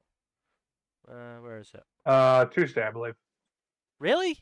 No, Monday. Monday. No, it comes out tomorrow. Oh, okay. Still, damn. Patience, my friend. Patience. I wanted to watch another episode of it, damn it. That's how much I enjoyed it. That's a good sign. Yeah. Oh. Yeah, damn. Okay. Yeah, definitely enjoyed it. I mean, and again, both on Anifem and ANN, they've both been really, really positive about it, so... Well, of course, being a bunch of ingrates have not, but that's Mal for you. yeah. Again, a bunch of ingrates. Fucking Mal. Just... If you're going by Mal's opinion, you have already lost. Solely Mal's opinion, yes. Like, yes. There's it's consistent with other sites, that's one thing. But if it's just Mal, there is an argument to be made that using it in conjunction with other places, can work. But yeah, on its own, Mal is not a good barometer. No. Mal, if anything, is better as a read of what the general fans think of whatever, instead of whether or not it's actually good. Yeah. Okay. Okay. The manga this is based on has only been going since fall of 2018, but it has 21 volumes. Oh. That seems like a lot to me. Huh. That is a lot. Like, it took me a second to go, actually, yeah. 2018 is, like, it's not quite 5 years ago, because I said it's fall 2018, but, like, that, still, even in, just over 4 years, 21 volumes is a lot.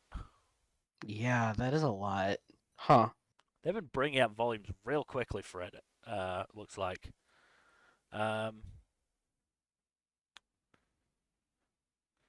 It is a weekly manga, so I suppose there's that. But yeah. No, definitely enjoyed this. But we should move on to our next show. It's another sequel. It is It Wrong to Try to Pick Up Girls in a Dungeon, Season 4, Part 2. AKA Suffering the Anime. It's fun. Yeah, it's so much fun seeing Belle in this anguish. And Nobody is having a good time right now.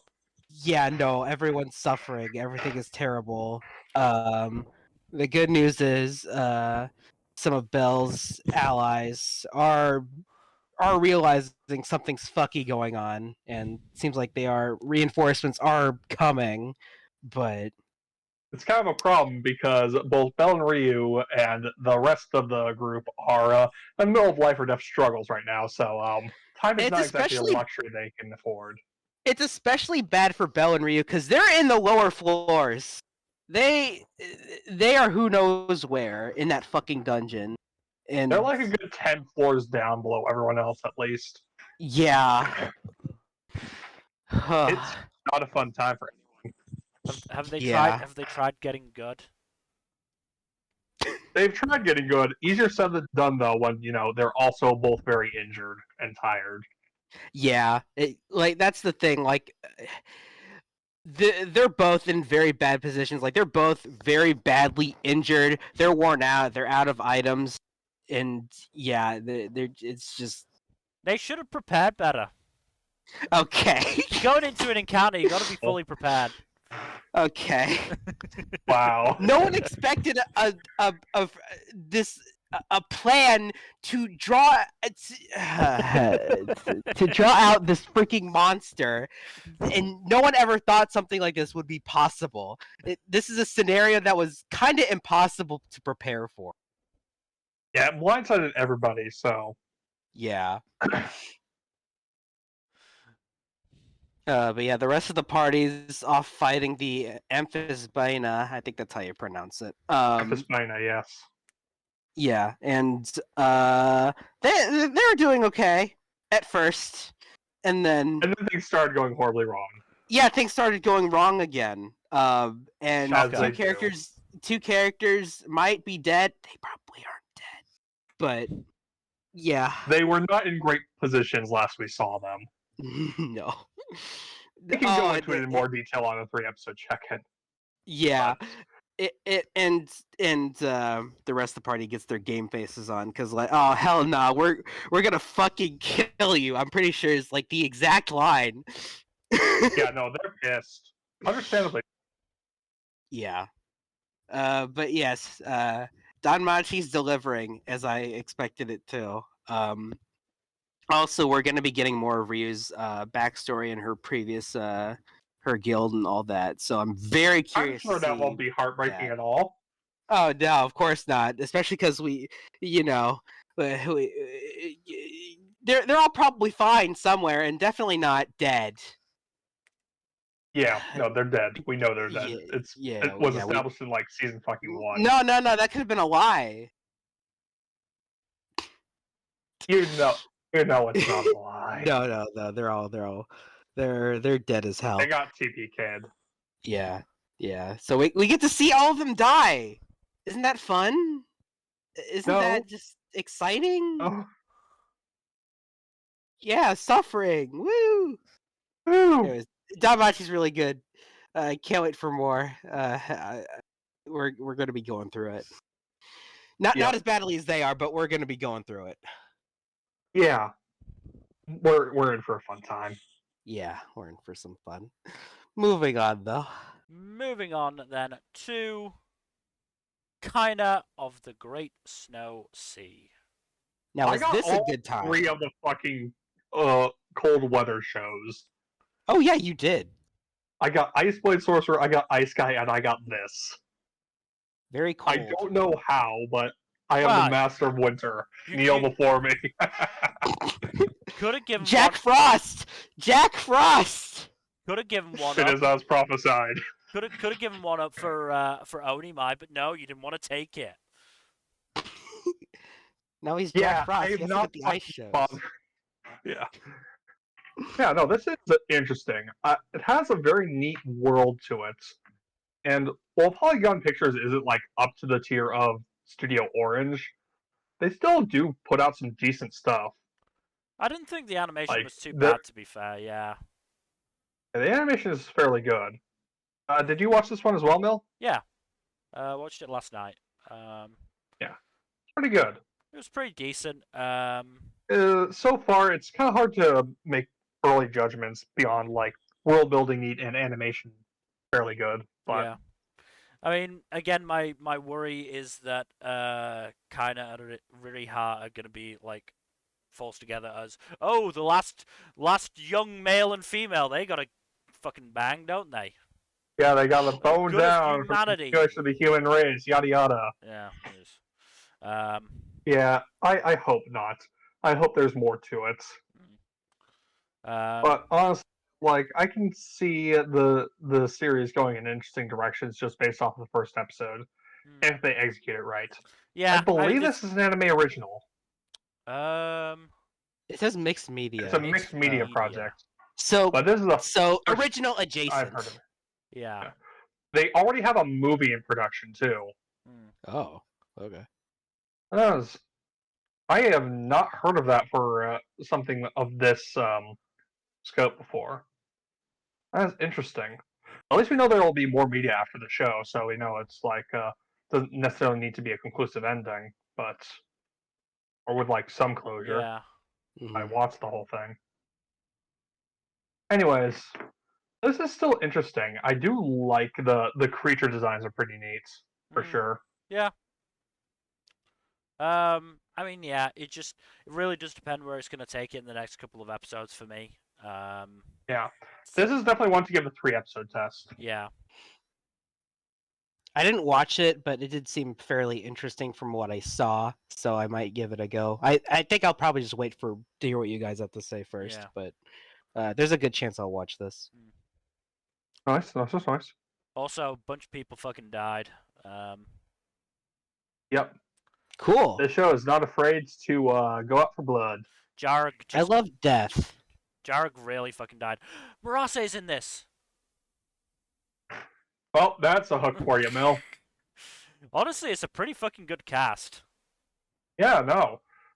Tomokazu Sugita, Rie Takahashi, Nobuyuki Hiyama, Maya Sakamoto, Yoshimasa Hosoya.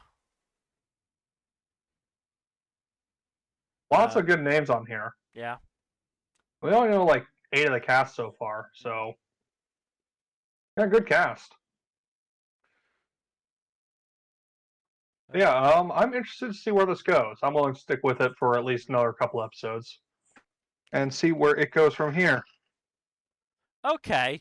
Scriptwriter did the script Sabaku Bisco. Oh, that's Oh. good. Director did Jujutsu Kaisen, or at least storyboarded episode 3. Yeah. And he also directed all 3 parts of Ajin. Okay. Oh fuck. And he storyboarded Knights of Sidonia. That's good. That's a good one. The scriptwriter was also one of the scriptwriters for Cowboy Bebop. Holy fuck. Yeah. Well, that has me intrigued. Fingers crossed then it'll manage to pull it off. Yeah. Hope it lives up to that pedigree. I was gonna say, oh, the director directed Noragami. No, it's actually Norageki. I don't know what that is. Neither do I. But yeah, I think we should move on. So we move on to Kubo Won't Let Me Be Invisible. This one's a fluffy teasing show. Yeah, this is another fluffy one with some light teasing. This is much more on the Takagi side of the spectrum than the Nagatoro side of the spectrum. Thank God. Thank God. I could not stand Nagatoro. No. Our main protagonist here, his overall expression and demeanor reminds me a lot of Mob. I was reminded of somewhere between Mob and Tadano. Oh yeah. Yeah, I see some of him there too. Yeah, his character design is a lot like Tadano for sure. Mm-hmm. Yeah, this dude's so invisible. Like, people just don't freaking notice him, and it's like it's not even in a malicious way. They genuinely just don't. They just have so much trouble acknowledging that this kid exists. It's honestly kind of sad if it wasn't so funny. It's fucked up. It's like, jeez. It's like at this point he's used to it, but it's like, wow. Like it's gotten to the point that at this school it's like this phenomenon as to if you actually see this kid, Mm-hmm. Of course, the only one who actively notices him is Kubo. So he's the 'Cause- school's Yep. cryptid. I guess he is the school cryptid. Yeah, basically. And he has to, like, after class, he has to confirm with the teacher that he knows that he was there, so he doesn't get marked, like, as absent or anything like that. Mm-hmm. It's like, Jesus. Should he? At that point, I feel like you should just start bringing in a sign that says, "I'm here."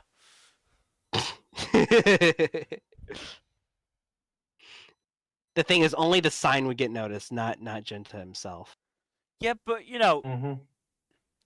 surely if talk to the teacher, say, "Look, I'm just gonna start sticking up a sign so I don't have to keep coming to you." Like, here, if you see the sign, I'm here. So I suppose he could, use that and just like stick it to the back of his chair. Hmm. The idea came into my head that Junta would make a great assassin. Yeah. Yeah. It's like there's actually a character with a superpower that's basically what Jinta has in a web serial I read a long time ago.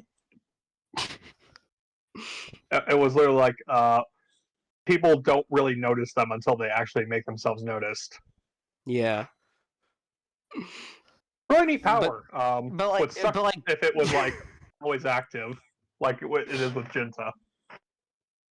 Yeah, Junta could just kill a dude, and then people would be like, "This dude just died out of nowhere." Like, what? But yeah, this is it's a cute little show. I don't know if I'll stick with it, because I don't know quite how to feel about Kubo just yet. She's not like malicious in any way, but He does push the boundaries a little bit, though. yeah, she does. Like she low key blackmailed him a little bit. Yeah. But It was supposedly for his own good, but still. Yeah. Still not great. But, yeah. But we'll see. I don't hate them. I think they're just fine. They have a cute little dynamic, but it's yeah, this is another soft one. There are a lot of fluffy shows this season. And it's Yeah, mostly there really kind of are. pick your poison. It's a pick your poison type of thing. Yeah.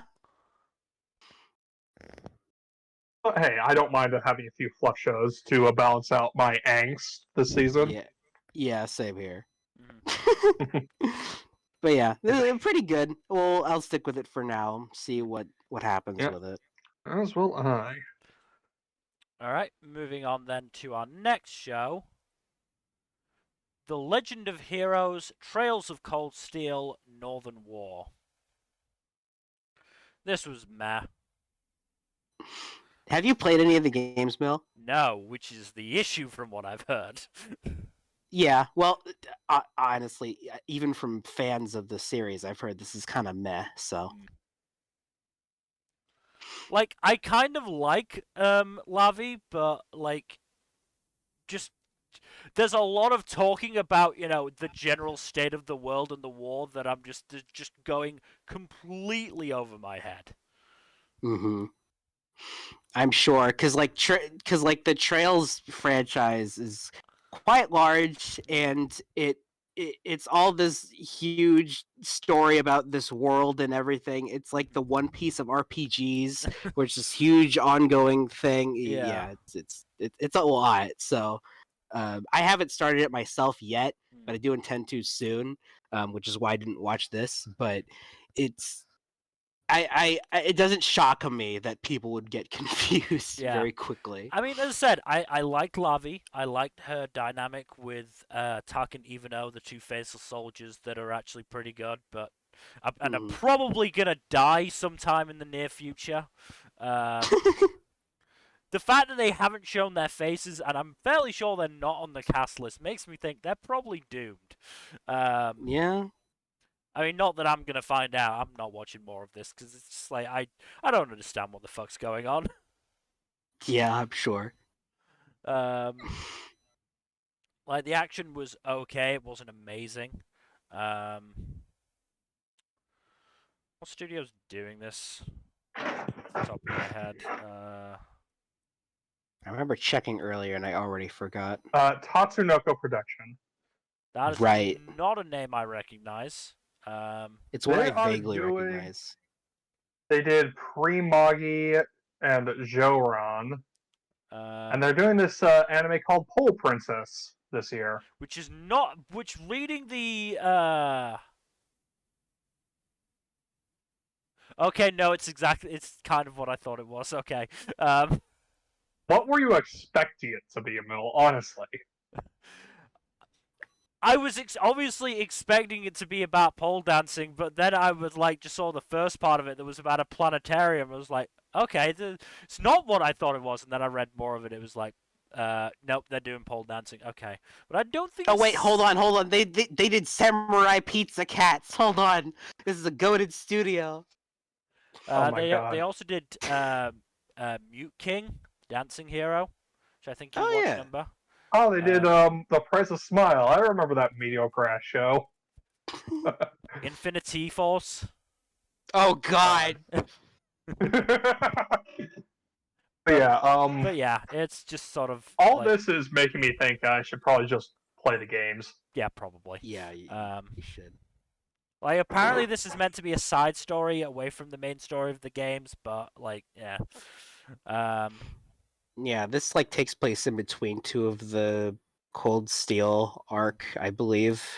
So. But yeah, we can move on to our next show. The Magical Revolution of the Reincarnated Princess and the Genius Young Lady. I Front hate runner the for name of anime the show. season. This is the front runner for my anime of the season, if I'm being honest. One's so I understand. I understand that. And it can certainly be that for me. I need to see more first. You know what? Fair. Because well, first off, I want to say it again. I hate the name of the show so much. It's just It's why? very long, yes. Why? It's a It's light just novel. long and it's It's so dumb. It's a fucking. What do you expect? It's whatever. But yeah, no, I love our main duo.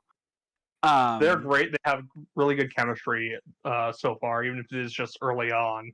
Yeah, no, they're fantastic. My not really concern, but like more or less the deciding factor of how I feel about the show overall is like where exactly it's going with this so-called revolution, I guess.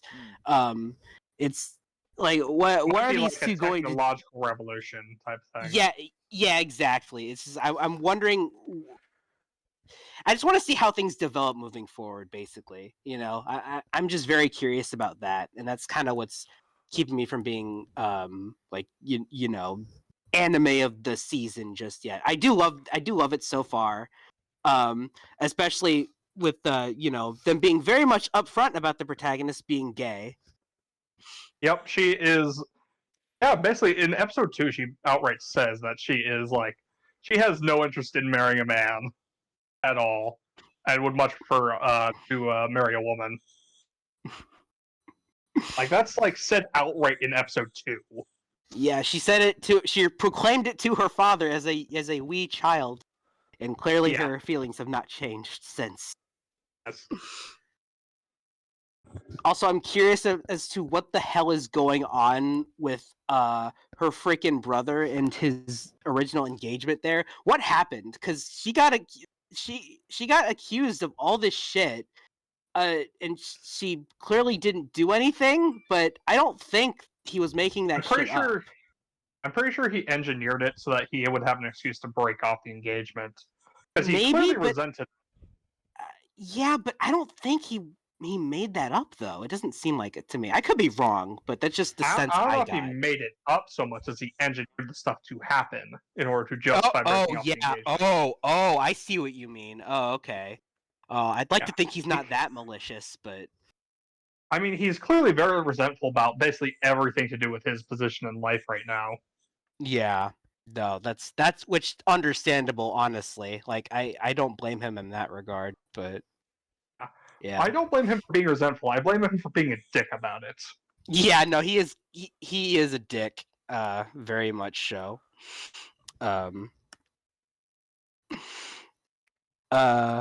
What else?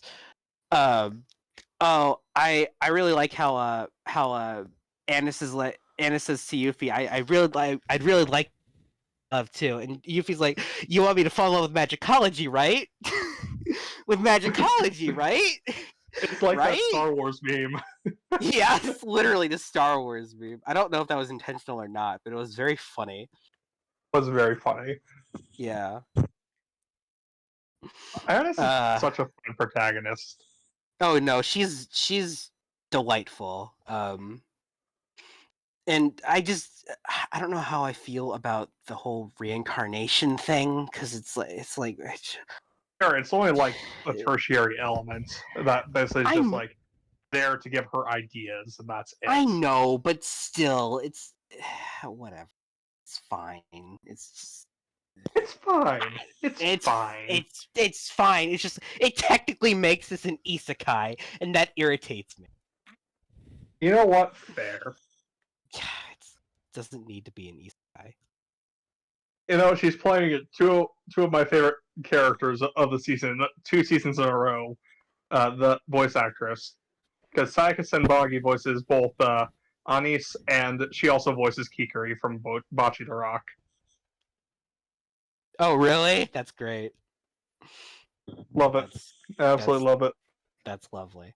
But yeah, this show's very good so far. I just need to see more. Decide how I at it, but this is definitely good. There at the end of the day. Also, one more thing. And I hate saying this, but I just know that this is just gonna be another case of these two. The relationship is just not going to develop enough by the end of the season for us to actually end satisfactorily. I just know it, and I hate that so much.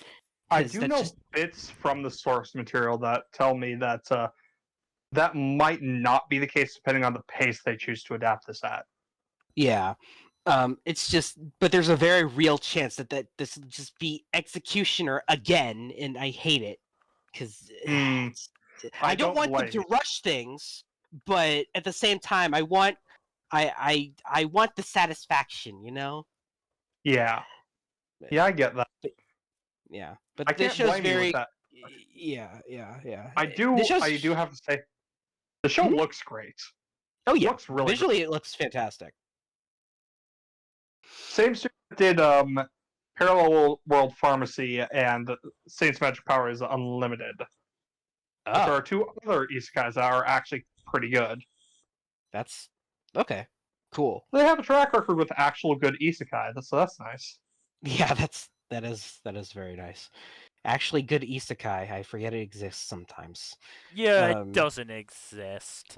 Okay, shut up. No, you've actually watched a couple of them. Yeah. Exceptions that prove the rule. We should have forced isekai on them. Yeah. Yeah, but if you actually wanted to get me to watch it, it would have to be one of the good ones. Yeah, I mean, to be fair, this does seem like one of the good ones. Yeah, this one is shaping up to be one of the good ones. Yeah. But yeah, very enjoyable so far. I love the characters. I'm interested in the worlds, and all this magicology stuff is neat. I am a fan, so I look forward to more. This one, I will say, is probably one of the top shows to watch this season. Probably, yeah. It's at the very least, it's top 5. Easily, yeah. Yeah. I'd say this one and Buddy Daddies are the ones to definitely watch. Oh yeah, Buddy Daddies is great. Yeah. Yeah. Should probably move on to okay, we can. A show I for watching. What was that, Jack? A show I did not watch because it was not on my list is next. Yeah. Yeah, this is also a show I didn't watch. Then I'm the only one that watched this show. Malevolent Spirits Mononogatari. So how good is this, Mel? Protagonist is not great. Kind of a spirit racist. Oh, But damn. I can sort of understand, given that he kind of got traumatized by watching his brother and sister be torn apart. That is horrifying. Yeah, Okay. I can sort of understand it. I don't excuse it, but I can understand it. Because that was real traumatizing for him. Basically, as a result, because he's in a job that means that brings him into constant contact with spirits, where he's supposed to, talk to them and not just beat them up and send them back to where they came from. Allegory, I guess. Allegory? Is that the right word? Probably. I think so. Whatever. His grandfather sends him to a house where a girl is living with 6 spirits. And honestly, the spirits are kind of the best part of it so far, because we haven't really had a chance to meet the girl, which I say girl, I'm fairly sure she's college aged, which is refreshing, really refreshing. And as I said, Hyoma he's very angry, and very What? terse. Very, not very nice to a lot of people. On a scale from Luffy to Guts, how angry? I don't know how angry Guts is. Angry is Guts is literally the embodiment of the phrase "too angry to die." Not quite that angry. I'd say he's probably at a 6 or a 7. Okay. As I said, he is angry, and he really does not like spirits, but which makes him sort of unpleasant. But as I said, the actual spirits are pretty fun.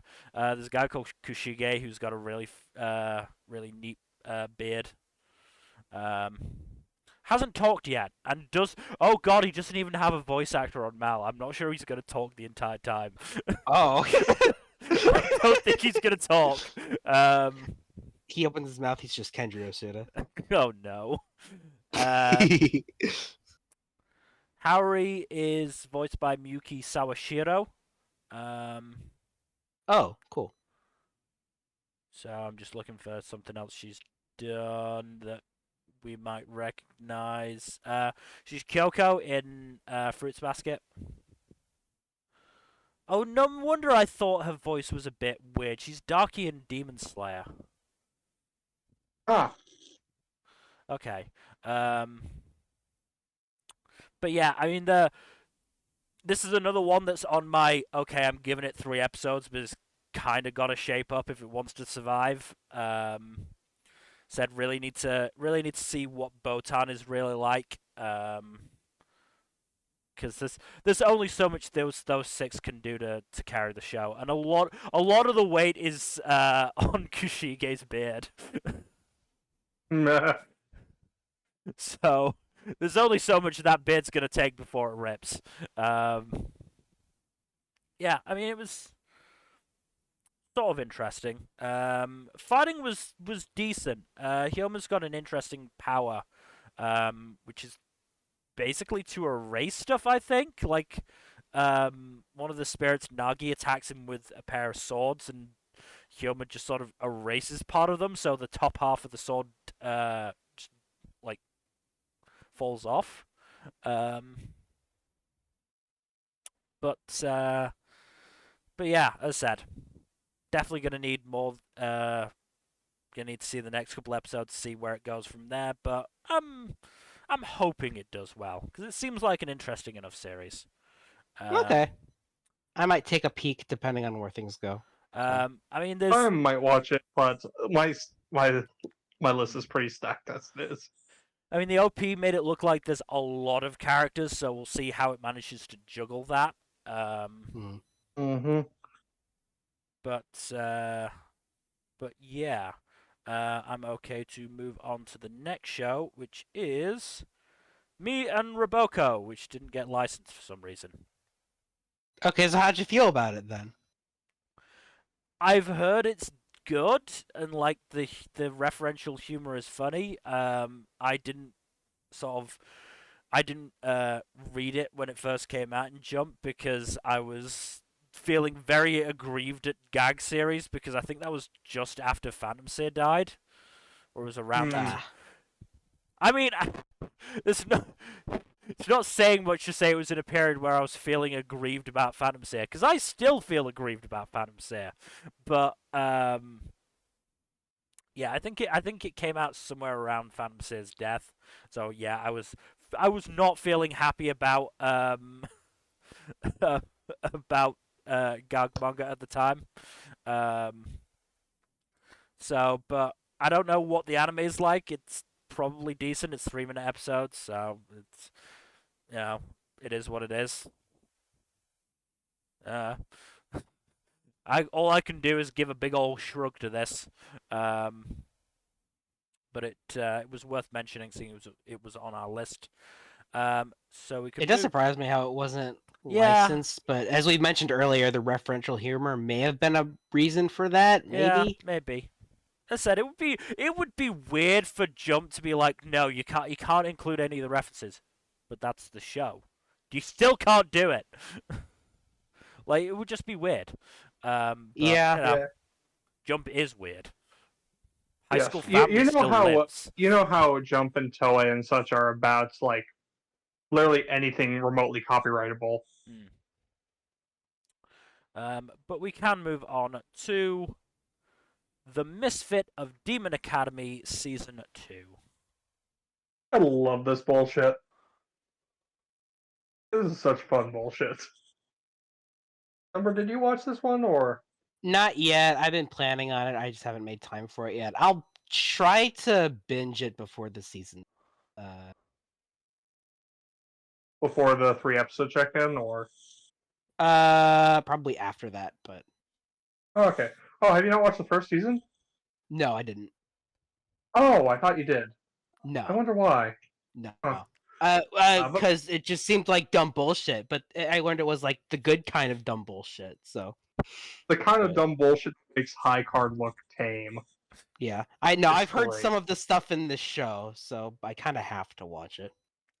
Yeah, no, this is the exact kind of dumb bullshit that I love to watch. Yeah. Because, once again, Anos is just the most over the top asshole, and in the most entertaining kind of way. And he's not like an asshole, he's just a fun asshole, Yeah. which helps a lot. I also do like that the show gave the rest of the cast stuff to do rather than just like having Anos do everything, like is the case with so many other generic fantasy and isekai anime. How is the new voice actor doing? Because I know main character He's got doing Oh really voiced. good. yeah. He's doing good. He has that presence to his voice that really helps sell the character. All right, that's good at least. He's just a fun voice actor, honestly. Good.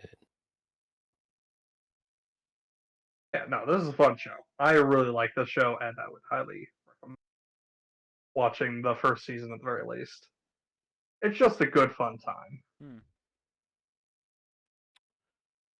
Okay, we can move on then to NieR Automata version 1.1a. I do not know what to make of this show, and I don't know if I should keep watching it if I haven't played the game. So Yeah. Have it, you so have you played the game, Mel? yes, I have. Okay, cool. Okay, good. Jack, no, play the game first. Yeah, it's probably best, Okay. honestly. Because Yeah. I did watch the first episode, and the after credits thing was very funny to me. But No, other than the that, the after I'm credits so thing's happy about that. fantastic. I'm so happy about that because I remember saying when we were doing our PV stream, saying I really hope they do some of the extra endings because there are so many of them and some of them are really funny. Mhm. That one yeah, the is first episode, that post credit scene was just like, yeah. "Wait, 2B, what are you doing?" Boom. I really want them to do the fish eating one. I need them to do the fish eating ending. Uh, Um, apparently, Yoko Taro gets referenced in the most recent in the second episode one of course he does. He's a madman. because it's fucking Yoko Taro. Yeah. Yeah. But yeah, I will play the game then. yeah, this is definitely not sort of hiding a couple of the big reveals at the end of the first couple of endings. So yeah, I would recommend it, but this is damn near a 1-to-1 recreation of the first mission in the first two endings. Did you watch episode 2? I did not watch episode 2 now. Okay, I won't go into detail. A lot of new stuff. It is Okay, 80%. interesting. It is 80% new. Interesting. Yeah. Okay, then definitely gonna play the game before I watch any more of this. Then Yeah. Yeah, exactly. The first episode though is almost exactly 1-to-1. Yeah, it is. The fucking prologue. Yeah. So, yeah. I mean, the only thing that's different is that first scene of 2B monologuing, and the scene in the bunker is a little different. Like again, they're doing a lot more to hint at 2B's true feelings. I think so far. Which I'm definitely not upset about. But it's going to be interesting to see whether the anime can really capture the dynamic between 2B and 9S. Because a lot of it is based around the just random shit that they talk about as they walk around. Like that's how they really build that dynamic more than just the cutscenes. So if they manage to do that, then it'll be interesting. Animation was really good. Yeah, the animation's pretty solid for definitely among most of the video game adaptations I've seen. Pretty good. Definitely a bit up there. CG looks not good, but definitely got a couple of upskirt shots for 2B. Yeah, but that doesn't shock me. No, it's Yoko Taro probably insisted on them. No, yeah, exactly. After all the work he did to animate 2B's butt in the game, he's not gonna let it go unseen in the anime. Yeah. But yeah, I'm relatively hopeful for this so far. Yeah, because I'll be honest, like after the first episode, I wasn't sure if I'd continue watching it just because like if it's 1-for-1, it's like that's not super interesting to me. But well, first off, the end of it where they adapted one of the bonus endings. Honestly, if/when I stop watching this, I'm probably just gonna watch those ending skits on their own. Because those just seem really fun. Yeah, because that's fantastic, and they do continue it in episode 2. So looks like they'll be doing it throughout the entire show, which is great. Yeah. But seeing the new stuff and the other stuff that they're adding, even in the little details, makes me I'll stay on board for this. I will happily continue to watch more as long as it's switching things up at least a bit, you know. But yeah, this should be very interesting. Yeah. Okay, then we can move on to our next show. Ningen Fushin, adventurers who don't believe in humanity will save the world. What? This one is a weird one because on the one hand, it has potential as a premise, but yeah, just by the nature of just like having these jaded outcasts form a party and learning to trust again. On the other hand, though, it just is kind of dull in the first episode and unfocused, and also the priest's backstory is not great. So, the priest got shield heroed to make it brief, and then he eventually just became a drunken lout who basically just sleeps around with women. Yeah. because he got defrocked and shit. Mm-hmm. This was So what I was worried about when I saw the PV. Yeah, no. The witch girl, she got the Villainess treatment, and basically exiled herself from her family and became a gambling addict. And I didn't catch the Dragon Girl's backstory because I didn't watch the second episode. I probably won't watch the second episode, honestly. Not really interested in this one. Yeah. Mm. Can't And blame you. the thief dude, he got kicked out by his father figure slash role model and became an idol fanboy. I don't know why idols exist in this universe. It's kind of incongruent with the rest of the setting, but whatever. That's I mean, this why entire does- series that's- is like meant to appeal to misanthropic otakus. Of course, there's going to be idols. Yeah, no, this series just bugs me in so many ways. I'm not going to continue with it, honestly.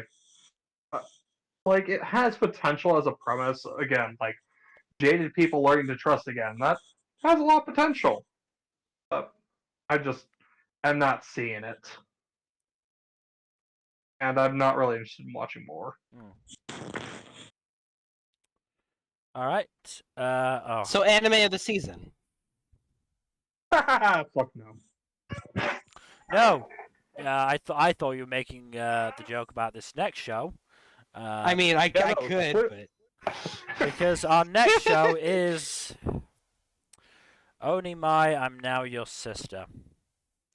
All right. It's Mill's favorite show. yes. So two things. Okay. One, for my summary, what I wrote down was I refuse to write anything about this down because I want to remember as little about this garbage fire as I can.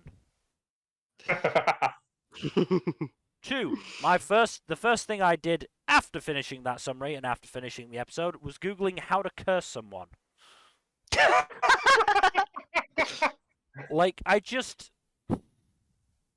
said this before the stream started. It is concerning how much of this premiere the main character spends either fully naked or half naked. The hell? Why? Just why? Like, I just and This is literally. So, this is by the same studio that did fucking Mushoku Tensei. Yeah. Why does the studio keep using its powers for evil? Yeah. Yeah, there's no redeeming qualities for this, in my opinion. There's none. Is the animation good? Yes, but like, Yeah.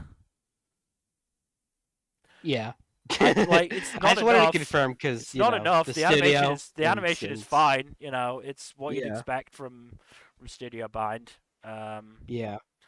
But you know, it's meant to be a comedy, and I didn't laugh once. Yeah, that's pretty damning. Yep. If you can't laugh at a comedy, that's never ideal. Yeah. Like, the fact is that the main character's sister, who was the one who did this, like, just gave them magic gender juice. Yeah. Admittedly, you know, if that becomes widely available, could probably make a fucking mint off the trans market, but like, Yeah. did it non-consensually and has put a fucking camera up in their room to watch them. What? Why? Yeah. Because apparently, Oh, apparently horrible. she has to, you know, what's the word? Monitor, her brother, sister, you know, in case something goes wrong. Like,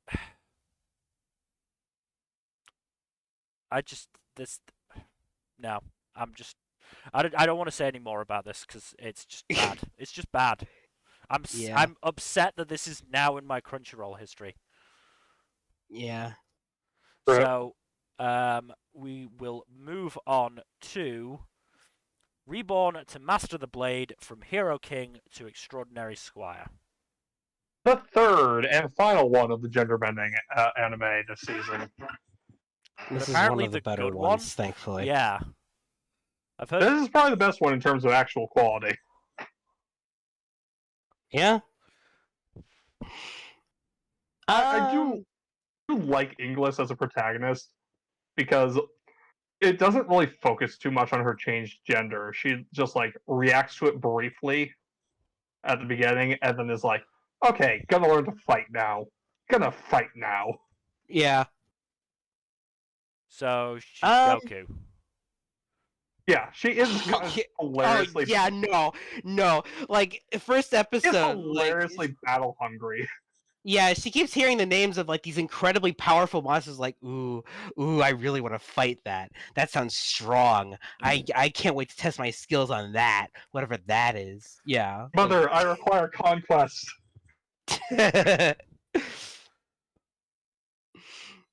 Yeah, Yeah. I don't know how to feel about this one. Like it visually it's good, like the premise is fine, it's just not a lot in particular that's actually really hooking me. At least not yet. Mm-hmm. It's not yeah, I'm just kind of It's yeah. still only baby's right now.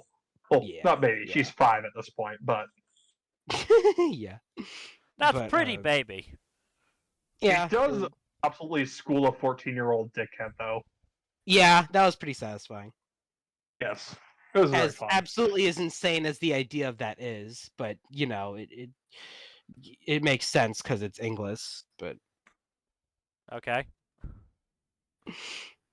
Like she's super overpowered because she carries over some of the blessings she had in her previous life. Mm-hmm. the blessing of the goddess literally is the power of a god on her side. Yep. Does she have the power of God and anime on her side? Yes.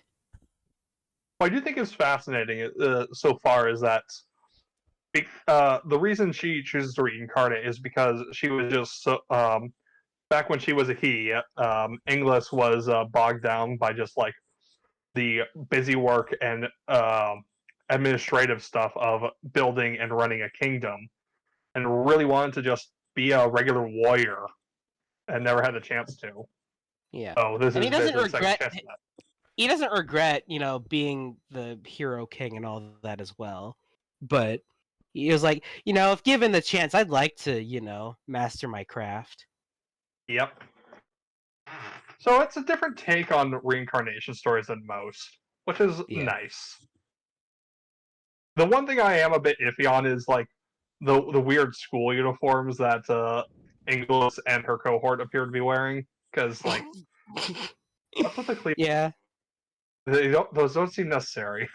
No, not really. But whatever, anime. I've seen worse anime outfits, to be fair. I've seen so much worse. That's a Huh. low bar to be relying on, though. Yeah. No, you're not wrong, but still, I Inglis so far is a very fun character. I will say that. Yeah. The No, question fun remains to be show. if the rest of the cast becomes as fun as she is. Yeah. Yeah, Pretty this show has pretty potential. solid, enjoyable. Yeah, it definitely has potential. Just need to see more of it. Yeah, exactly. The thing with shows that have potential is that they always balance on a knife edge between living up to that potential or failing it horribly. Yeah. Fortunately, Yeah. I am hoping this does live up to it. Yeah. We see tons of those every season, I feel, that either live up to it or fall off hard. Yeah. Wonder Egg. Moving on, though, to yet another isekai. The reincarnation of the strongest exorcist in another world. It's How generic is it's so fucking generic. Okay, so Exorcist, really strong dude, really wanted to be very strong. Regrets this when he dies. Gets reincarnated in another world, I think. It's in the title. Yeah, I think. Yeah, I know, but it's like the original world he was from was also a fantasy world, so it's like I can't fucking tell the difference. But yeah, so he reincarnated in another world. Just go from like medieval Japanese fantasy to medieval European fantasy, and that's it. Yes, as far as I can tell, yeah. Wow. But yeah, so yeah, he reincarnated as a kid. Was born with no magic. Because his strength lies in spiritual powers, not magical. But of course, no one fucking knows is that because I don't think spiritual powers exist in this world normally. But yeah, so his older brother is a total shithead to him about that because he doesn't see any value in him. Of course, he also has another brother who's actually pretty decent because, of course, he does. And of course, there's the I think she's dressed like a maid, but they call her slave. So there is that. Lovely. Yeah. So he does have an ally in her. Right. And of course there's the test of his magical prowess, which of course he doesn't have magic, but he uses spiritual powers to replicate magic, and of course he's overpowered as shit, and then he teaches his the girl some spiritual shit as well. And then, oh no, monster attack! Oh no, what are we gonna do? Of course, the protagonist takes it out in one hit with his overpower. Shocker. Yeah, this shows it's not. To be honest, it's not horrible, but it is so generic, and there's like just no value in continuing. It's it's not like offensively bad. It's just yeah, it's so whatever. So all right, well, let's move on to one that is not generic, for sure. Revenger. Yeah, the good old Gen Urobuchi. Gen Urobuchi's I love latest, the Urabutcher. latest distraction from his true passion of Taiwanese puppets. I heard he actually wrote this several years ago. Yes, apparently he did actually write this near the start of his career. What? That explains why it's so edgy. That does explain. He really lightened up after he got into Taiwanese puppets. This does kind of feel like one of those like old school OVA type things. It does. So how have either of you seen the second episode or only the first episode? I only watched the first one. So just the first one. I barely had time to watch it. So. Question. Is Neo a boy or a girl? Yes. I don't know. I think Neo is a girl. I don't know for certain. Because Anifem was like, oh, and the only female character, killed herself at the end of the episode. I was like, wasn't Neo a girl? Was I wrong? I thought Neo was a girl. Was I Neo wrong? is to be a girl, but it is also possibly a classic case of anime boy or girl. Yeah. God damn it, anime. Stop doing this. It's not fair. Yeah, so I want to talk about the second episode beyond saying that Bar Inventor Dude busts out his big ass compound bow. Yeah, I was very intrigued by that in the OP, so I'm looking forward to getting to see that. Yes, we'll see it in action in episode 2. Cool. Do we actually get to learn his and the other guy's name? I believe both of their names are used. I don't remember if it's their full names or just one name. But, I mean, I can get their names from Mal, but I'm interested to see if the show is actually going to tell me. Yeah, I think he's mentioned as a doctor of sorts. Interesting. So, okay. Yeah. I mean, this is a very interesting show. I do love the absolute fucking wild murder methods that they use. Yeah, that shit was insane. Like just tying up that neck with a kite. Really great. Oh man. I feel like that is an overly elaborate way to kill somebody with a fucking kite string that you then have to cut loose. How are you gonna get the kite back down? You're just gonna follow it until it Cares? It's falls? awesome. Yeah, who It's cares? awesome. It's awesome. And then fucking Usui killed the dude with a sheet of gold leaf. Yep. Like, that was horrifying. Yeah. It was awesome, though. Unknown dude number 1 killed somebody with, like, I don't even know what they were. Were they just tiny daggers? I think they're they're like tile dagger or something. they looked like they were like Hanafuda cards, I think. Yeah. But it's like, but they were definitely not just cards. I don't think. I don't know. But yeah, that was pretty cool. Yeah, this is a fun show. Very very bloody. Kind of from the get go. Yeah.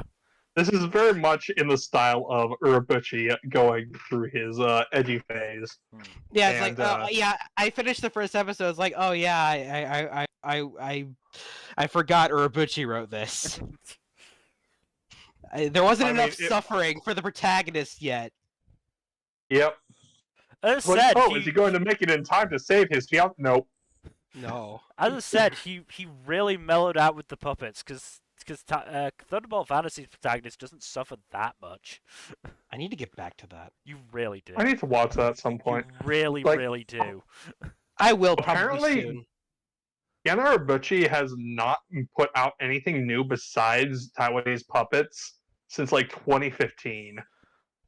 Everything else from him has either just been like something he already wrote years in advance or like a big movie thing that he contributed to. Is not contributed to a series in a while. Yeah. Wow, so this really is the return of Gen Urabuchi. Glad to see it. Yeah. Okay, so yeah, he also did the Godzilla CG movies, and he contributed to the script for Bubble Oh, and some Psychopaths, and that's it. neat. That's literally all the stuff he's done since 2015. Addicted to Taiwanese puppets. Rightly so. Yep.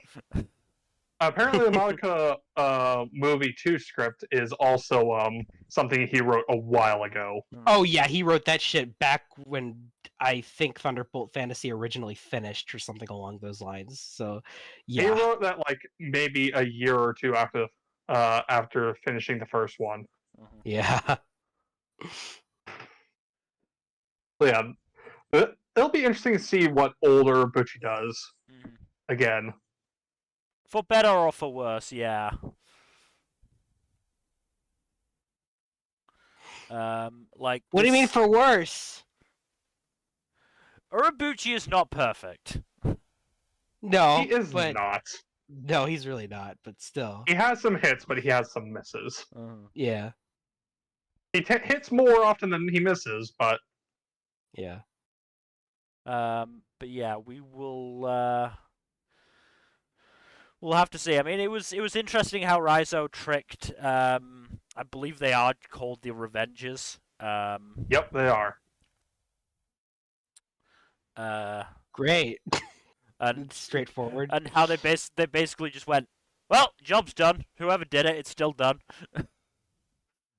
Doesn't really matter to us. As long as that fucker's dead. I mean, in a nutshell, yeah. But yeah, I mean, yeah, we're just gonna have to see. I hope it doesn't get too depressing for Raizo.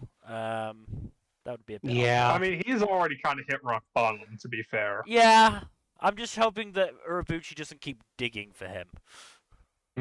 I mean, he has a full-on depression beard in episode 2. Fair. Can't blame him. Great. Great. Can't exactly blame him for that facial hair choice, can we? Nope. But yeah, definitely interested in this enough to keep going.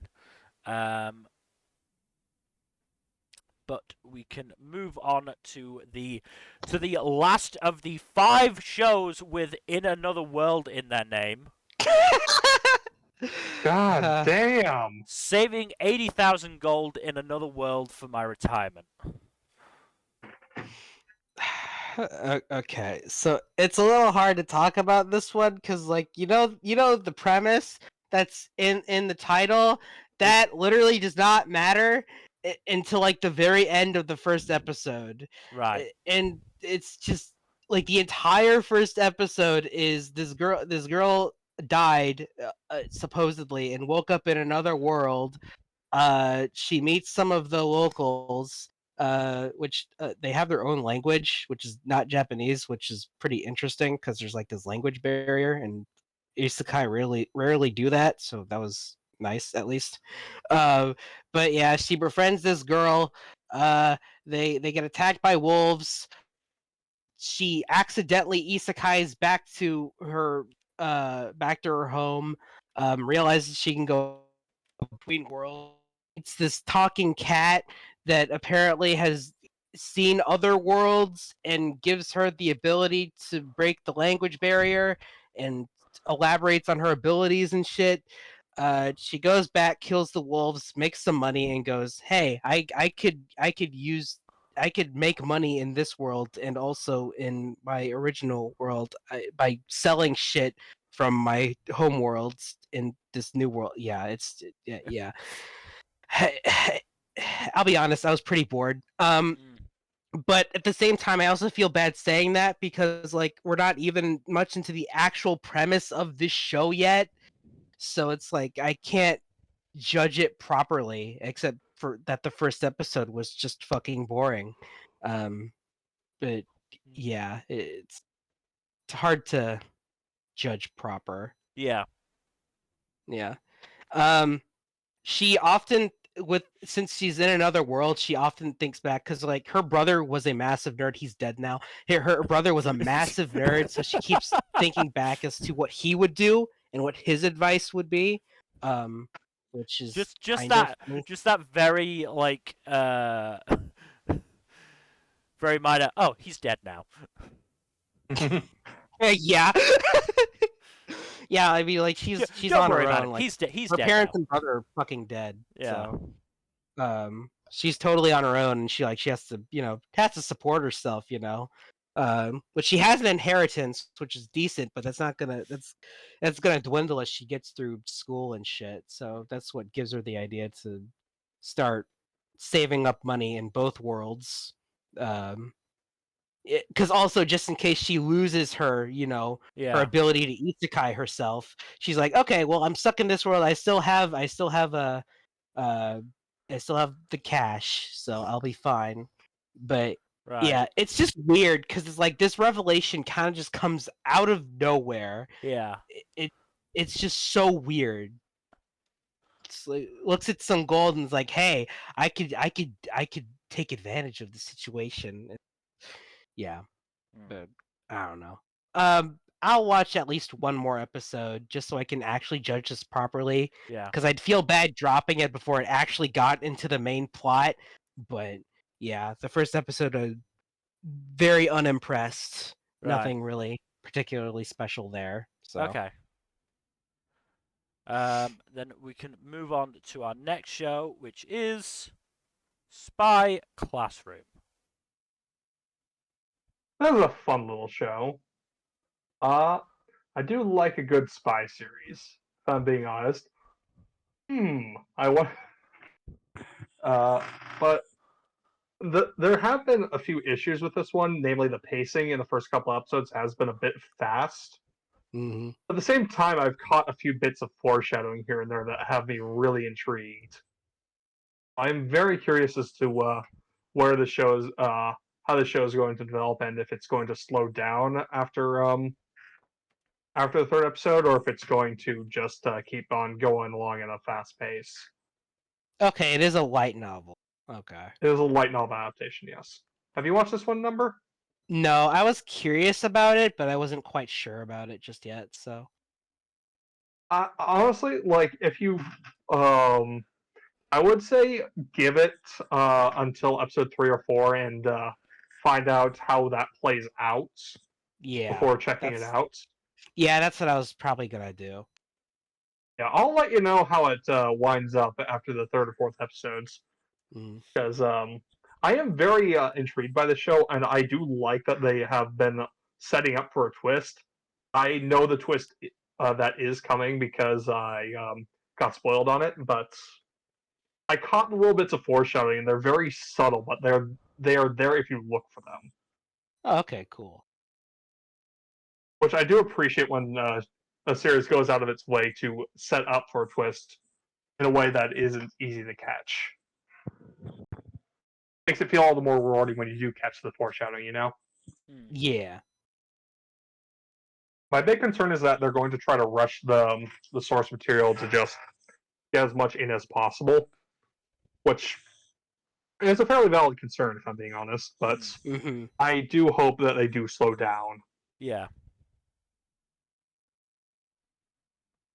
Yeah, overall, this still is a fun show. I like the voice acting a lot in this one, especially. And it has pretty decent production values, honestly. That's good. I'd throw this one into the has potential category with the caveat of if it doesn't rush the source material. Mm-hmm. I mean, we all still remember Assassin's Pride. hmm This one doesn't seem quite I'd rather as... not remember that.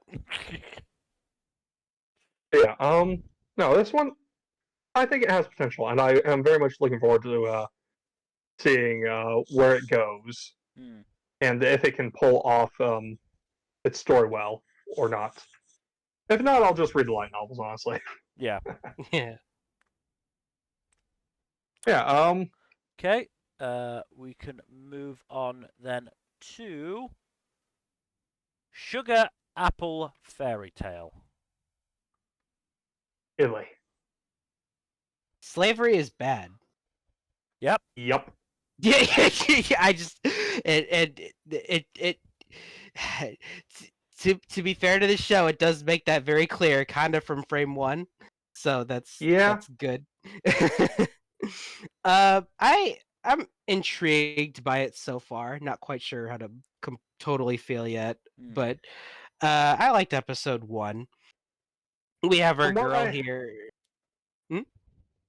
What I saw of this so far, it does a lot more, much better job of it showing nuance and showing that slavery is better than 90% of fantasy anime. So No, exactly. That's something I wish I didn't have to give it praise for that, but I mean it does deserve it. But it's just, Jesus Christ.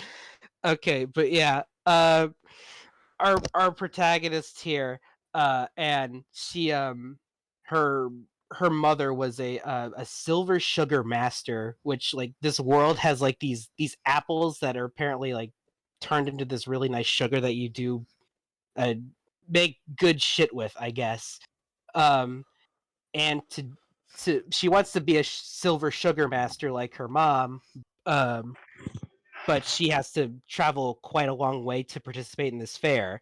But since it's such a long way, she needs protection, and so she decides to buy a fairy, which are treated as slaves in this world, which she's not happy about because like one of the first things she does is rescue this fairy that's about to get killed by its owner. But and she's not happy about getting a slave, but she does promise that she will release him as soon as she arrives to her destination. Makes you wonder why And other characters with slaves can't do that in other shows. yeah, I know, right? Weird. It's crazy. It's crazy, right? But yeah, because like the fairies apparently they pretty much dominated this land, but they were pretty much just pretty peaceful and just minded their own business, and then humans came along and fucked it all up and just As humans took do. over everything. As humans do. Yeah, as humans tend to do. Yeah. Like how we both said that separately, Jack. Instant reaction was, "Yep, that's human sphere." Yeah. Yep. So yeah, this the slave that she ends up buying, this warrior fairy named Shale, who is very handsome and also kind of an asshole, but he's very funny. Because he immediately calls her a scarecrow because of how scrawny she is. Yeah, and they make on their way there, and their dynamic's pretty fun. But one detail that I do really like is like Anne tries to be friends with Shale, but Shale is like, I can't be friends with you. You own me. You literally hold my entire life in your hands. I can't be friends with you while you're like that. And she's like, you know what? That's fair. I'm sorry. So it's like, okay, that was pretty mature. I'm surprised.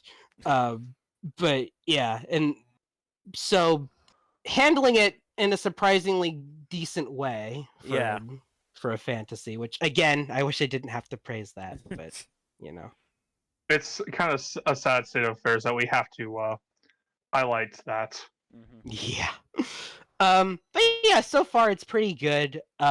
This is yet another one where it's like I just need to see more to be more definitive on how I feel, but it's like I'm glad the whole slavery thing wasn't terrible or poorly handled in this. At least so far. There's plenty of room to fuck up, but so far There's it's always room to fuck up.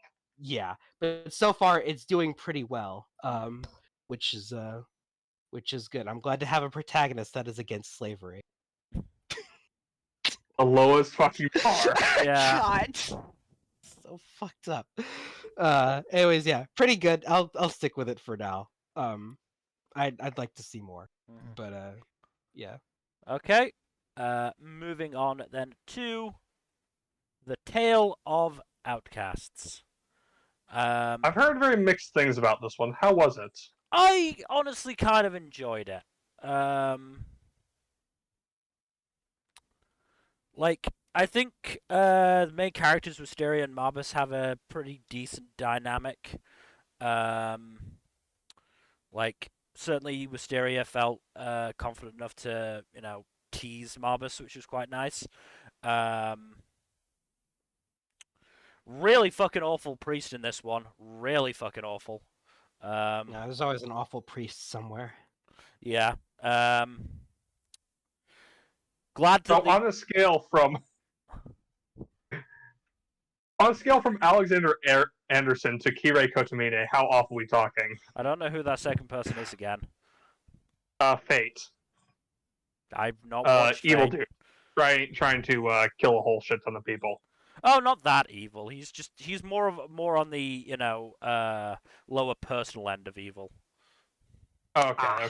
Like he's getting orphans to beg on the street, beating them when they don't earn enough, and then selling them to people. Oh, that's kind of fucked Still up. pretty Jeez. fucking evil. Yeah, no, I'm not saying he's not evil. I'm just saying he's not, wide scale evil. Okay. I mean, that's still almost as bad as Kotomine.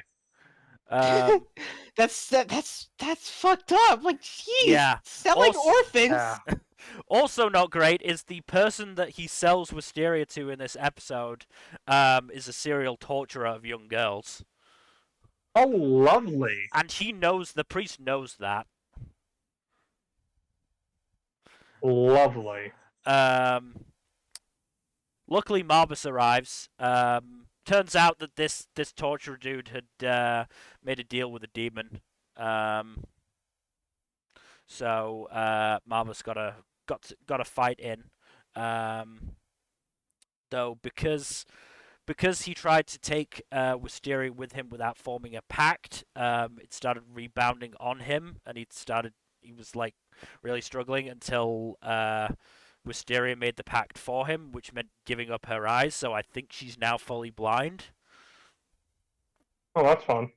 So we'll see. Okay. We'll see how the show handles that, because that could be, that could be a tipping point for the show.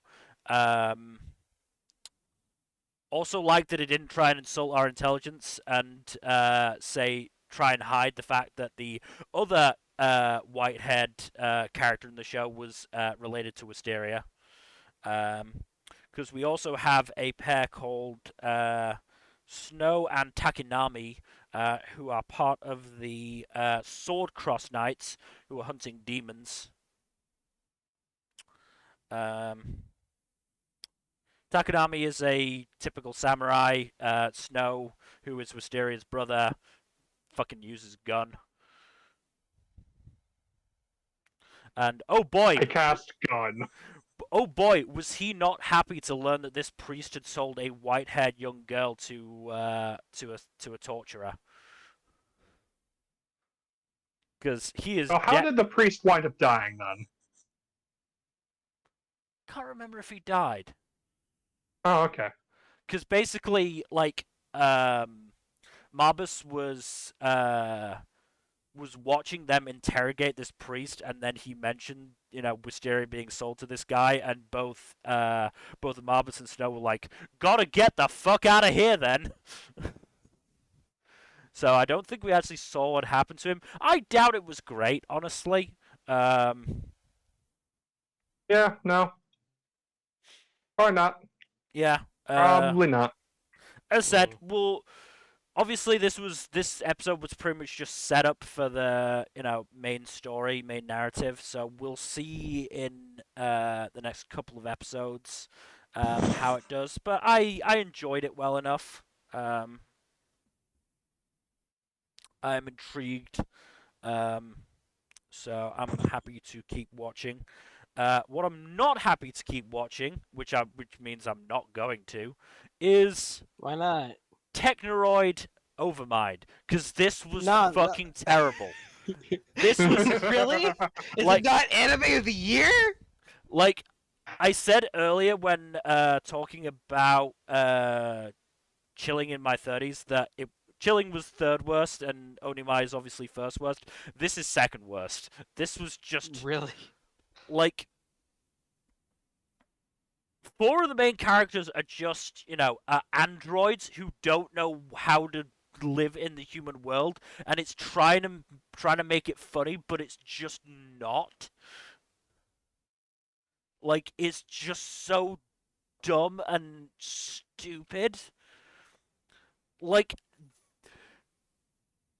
they didn't realize they needed to pay bills to live. Like, they didn't realize they needed to pay their electricity bills so they could keep charging themselves. Oh God. Their first idea when trying to figure out how to pay those bills was to go to what was it fucking called? I didn't even write down the proper name. I just called it Idle Tower. So that's basically what it is. And in their first performance, they're like, "Okay, so we just have to sing and dance," and proceeded to sing and dance not in coordination at all. I think some of them were singing different songs. I don't know. I turned the sound off for that bit because it was just so cringy, and it was just like, how can you be this stupid? I just along the way, they pick up a young boy who just attended his dad's funeral. Well, adopted dad's funeral. And was like, "Oh, my dad never spent any time with me, and I'm wondering if he actually loved me or not." And then they find a message and hunt down the place where, they find a video message. They hunt down the place where the video message happened, and the kid remembers the full event of the message. It was like, he really did love me, as if that wiped out like the 10 years of neglect. Wow.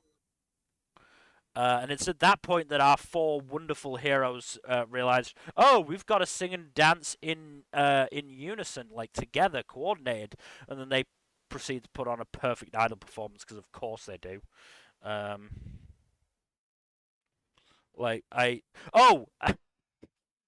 This was the one interesting bit about this. On their way back from that performance, they help out a drunk who is collected. I think he's like part of a factory, and then the factory's robots come and collect him to assumedly take him back to company lodgings. They then see the drunk be pushed into like a container of molten something or other by the robot, because idol shows are fucking insane sometimes.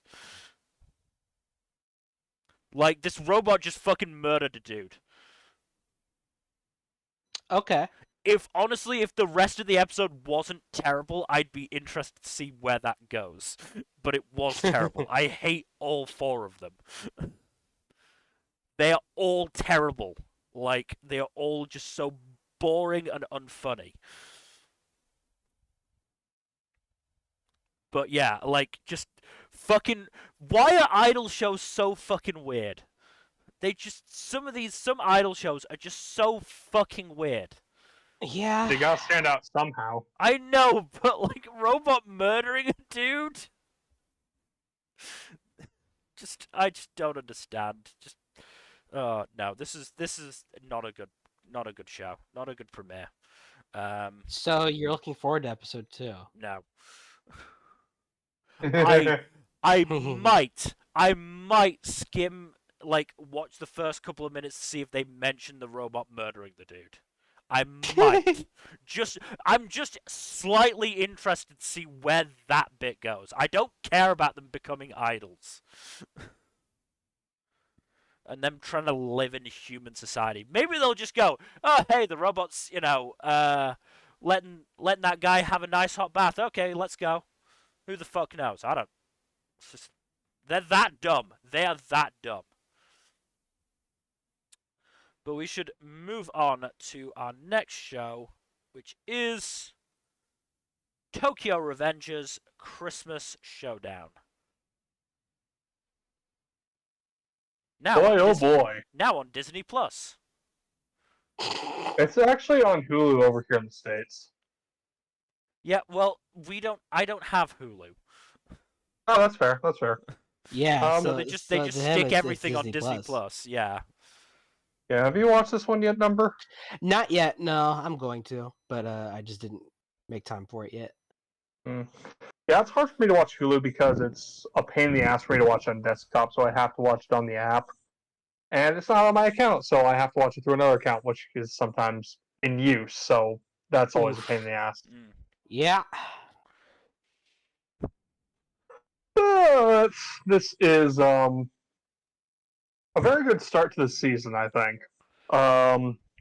Follows up on the cliffhanger at the end of last season very well, and sets up the new overarching plot line for the season to follow in an interesting way. I am very curious as to how this arc is going to play out, especially since it's this arc is probably going to be the full 12 episodes of the core, so I am intrigued, to say the least. I'm not going to go into details because I don't want to spoil your number. Yeah. We can talk about this a bit more in the 3-episode check-in, but my curiosity has been piqued. Good. All right, cool. We can move on then to Tomo-chan Is a Girl. I tried watching this. I made it about 4 minutes. This one is just such an absolute mixed fucking bag. I turned it off at the first instance of, oh, well, the reason he doesn't know you're a girl is because you don't act girly enough. And I'm like, no. Oh, God. Fuck you and your stupid bullshit gender norms. Fuck yeah, you. I don't even think that's true in the story, because like halfway through the first episode, it's pretty clear that June knows she's a girl. He just doesn't want to acknowledge it for whatever fucking reason. I assume because he doesn't want to acknowledge the possibility of them becoming an item and doesn't want to change their friendship or whatever bullshit. But I don't think gender essentialism is really all that entertaining. No. Like, and look, maybe I'm being too harsh on it, and maybe it'll drop that. I mean, I obviously don't know how prevalent it is in the rest of the episode, in the rest of the premiere, but I don't recall off the top of my head. I mean, I asked on Discord and I got the response of it's expressed frequently, but they don't feel like it's going to be reinforced. But the fact that it's frequent is just no. That's the problem. Yeah, I'm just Mm-hmm. really not willing to put up with that bullshit. Yeah. Tomboys deserve better, damn it. Like just Like, legitimately. yeah, Mm-hmm. but yeah, I mean, as I said, I didn't watch the whole episode, so I can't say how it goes for the rest of it. I did. I can say I watched a video comparing oh, what's her name? Sally Amaki, the one who's in the dub and sub. Yeah. Basically like comparing her in the sub and dub. And I'm honestly not sure how well it works in the dub. I think it was a neat idea, but like she sounds weird. Hmm. Like she I mean, sounds she is pretty fluent in English, honestly, yeah. though. It's less the fluency and it's more the cadence, I think. Hmm. So you're saying she speaks a bit like an English speaker who doesn't have English as their first language? I would say so, yeah. I'm not really sure how to properly explain it, but it sounded weird to me. Hmm. But I also then stopped the video partway through because I got to the scene of her character's boobs jiggling up and down. I was like, Lovely. okay. If I had any more interest in the show, it's now been killed stone fucking dead. Yeah, definitely not your thing, Mil. Shame. I was looking forward to one of the only simul dubs this season.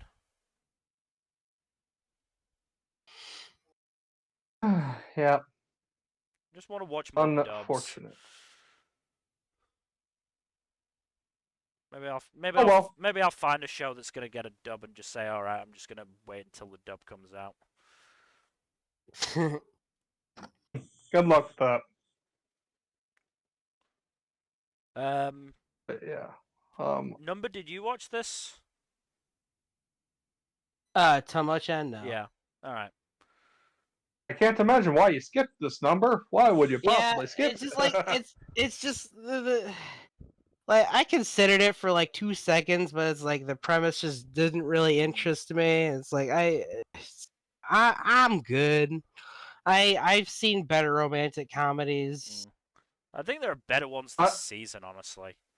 Yeah, exactly. Like I don't know why the manga readers were hyping this up to high fucking heaven. Yeah. I know a few manga readers. It's like really. Like this is not what you're cracking up. This is like nowhere near Horimiya, for instance. Yeah. I have a lot of issues with Horimiya, the anime, but the manga is good, so it's like this is like steps below like the greats like Horimiya, Kaguya, and such. Yeah. I mean, this has such a simple fix as well. If instead of Tomo's best female friend going, well, it's your fault because you don't act girly enough. Instead going, I'm sorry, he's such an idiot. Yeah, there's plenty of antagonism between her and June anyways. Yeah. It would be in character. I'm sorry he's such a fucking idiot. And then, having Jun's friends be like, do you not realize she's, like, really into you and she's, she really likes you? Like, I know, I'm trying not to think about it. And, going at it from that direction. Like, you can still have Jun, try and pretend, I'm assuming he's trying to pretend that she's not a girl so that, as you said, they don't ruin their friendship. But there is just such a better way to do this than oh no, she doesn't act girly enough. Yeah, no, I totally agree there. Like It's just yeah, like maybe this is a rom-com that could have played played well a decade or two in the past. It's not playing well now. yep. Once again, justice for tomboys.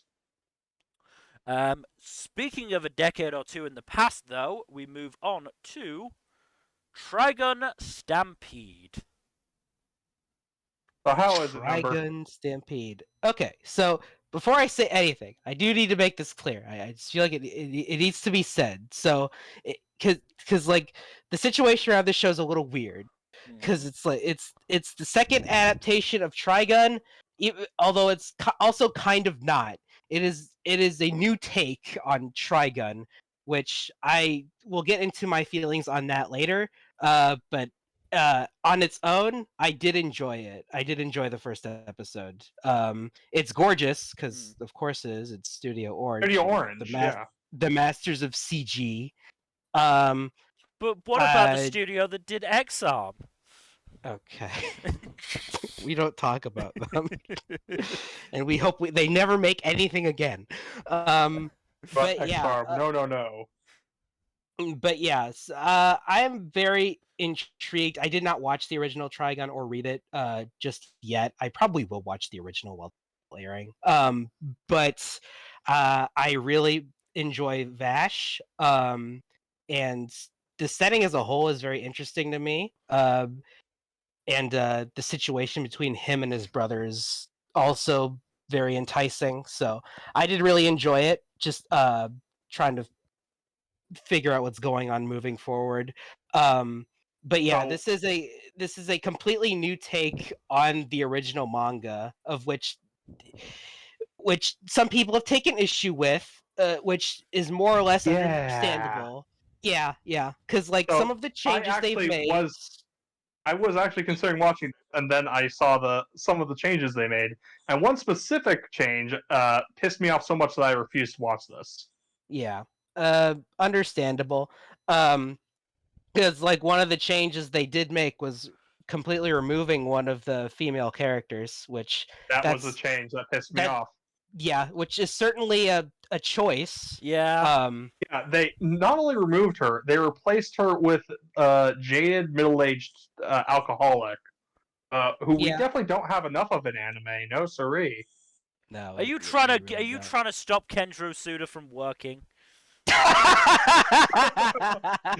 If so, continue. He's not even voiced by Kenjiro Suda. I know. Wish he was. Suda. I wish he was voiced by Suda. Yeah. I'm holding out my final judgment on that decision. Well, because like at first glance, it's definitely questionable. I'm holding out my final judgment until like the completion of the show proper, because. One of the reviews I read didn't seem to think that dude was long for this world, so maybe the female. Yeah, I don't think so either, honestly. But it's hard to say. Look, if it turns out he's cannon fodder and Millie comes in afterwards, I'll watch it. But other than that, I'm not touching the show. Yeah. But it's like no Millie, no Watt. That's my rule. But yeah, it's just this adaptation has certainly riled up some feathers, which is understandable because of all the changes, and it's certainly taking a different approach entirely to the story, because it's like they revealed things that originally aren't revealed until like much later. Yeah. Which I mean, if it ain't broke, don't fix it. Is my thing. Yeah, but my argument against that is that I don't think like there's anything wrong with taking things in a different direction, as to whether or not disagree. I'm saying that with regard to like characters and such. Oh yeah. Of course, yeah. But yeah, I am. There are definitely interesting decisions made here. I think my bigger issue, like overall, is it's like I think people would not have much of an issue with this if there was like a complete, original Trigun adaptation that was more faithful to the manga, that was, Yeah. Yeah. did what it needed to do. Because like the original, as beloved as it is, it's not complete. It didn't Yeah. completely adapt to the manga. And if we did have a complete adaptation that was good, no one would complain, I don't think. Because hey, they just have that, And then Orange can do whatever they want to do I here still without. think people would complain. Oh, people would complain for sure, but they would have much less ground to stand on. It's like Yeah. People complain know about what? anything that they can find an excuse to complain about. Oh yeah, of course. But it's like things would be, people would be less frustrated, Yeah. But as it stands with this, it does appear to be very much its own thing, which is fine. Yeah. I'm intrigued to see what it does. There are definitely some, again, interesting choices. We'll see whether or not those were very good ones. On the surface, they might not be, but we'll see. I have to reserve judgment until we actually get the full package here. But the point overall, is, on its own, it's good so far. I mean, the point is, we are what, an episode or two in? Like, we don't know exactly... Episode 2 aired today, and I haven't seen it yet. Yeah, so, we don't know exactly what the fuck it's going to do. As we said, maybe they're just going to kill off this dude and introduce Millie in an interesting way. Who the fuck knows? Yeah, exactly. They could do fucking anything. Which is kind of exciting, Like, they could do fucking anything. But we'll have to see, because this could absolutely be a garbage fire, which, I mean, if it's a fun garbage fire, that's fine by me. Yeah. But I'd rather it be good, But we'll have to wait and see. Moving on, then, to Tsurune, the linking shot. God, I missed these dumb idiots, dumb archery-obsessed morons so much. This is another one I probably should watch at some point. I would recommend it, because this is fucking beautiful. KyoAni has done it again. Mm-hmm. As one is KyoAni not put out something absolutely gorgeous. Yeah, but, there's so many fucking, arrow tracking shots, where the camera is on the arrow, and it always looks incredible. Oh, it looks so fucking great. Yeah, this is a really, really nice reintroduction to the characters, because again, it is not counting the movie that was actually apparently a recap. I was never entirely sure about that. I had to go and search it out before I watched the episode, because I was like, I really don't want to watch this episode if I've missed something in the movie. No, turned out to be a recap. But so the movie was a recap. Okay, I wasn't sure. Yeah. Okay, that's funny. All right. The first season, came out in fall 2018. It has been 4 years. It's that old? Yeah. Oh my god. Yeah, fall I didn't 2018. know. Fall 2018. It was part of that bumper fucking season that was fall 2018. Wow. Fall 2018 is still one of the most insane seasons, and the fact that it was the first one that I was watching seasonal anime, Jesus. Yeah, no, Right, that was my starter watching a bunch of seasonals. Yeah. But the point is, Tsurune has always been really close to my heart. I have watched the fucking finale so many times over the years. When I went to Japan, I went to the KyoAni store and I bought a bunch of Tsurune stuff.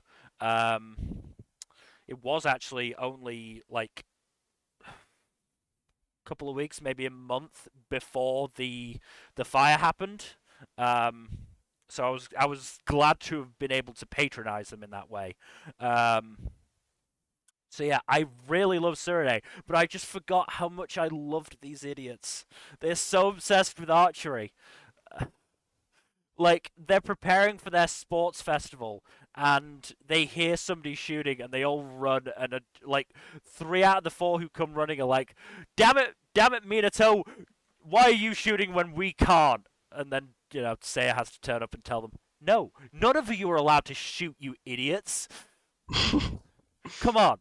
And then they all just rush over and pester Masa-san, who is their technically their coach. He's I can't use Haikyuu as a reference because neither of you have watched or read it. Sorry. One day. Basically, they've got like a teacher leading the club, but he's very old, so he can't actually show off any of the moves. So he gets Master to do it. Mm. But yeah, going into some motivations about why they like archery, and then we learn they've got regionals coming up, and it's going to be a chance for what is it, Kirasaki? Kirasaki, who's the school they formed a rivalry with in the first season, to reach nationals.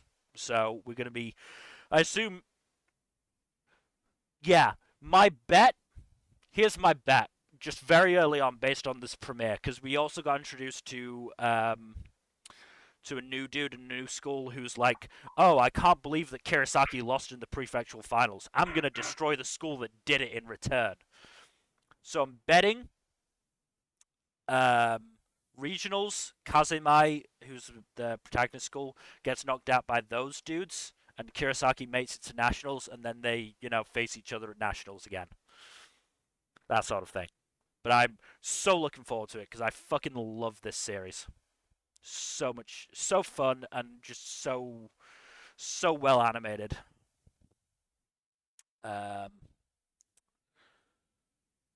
Also, like the rival character for Minato, Shu, is just really interesting because he's another one in that vibe of, yes, he's a rival, but he's not a dick about it.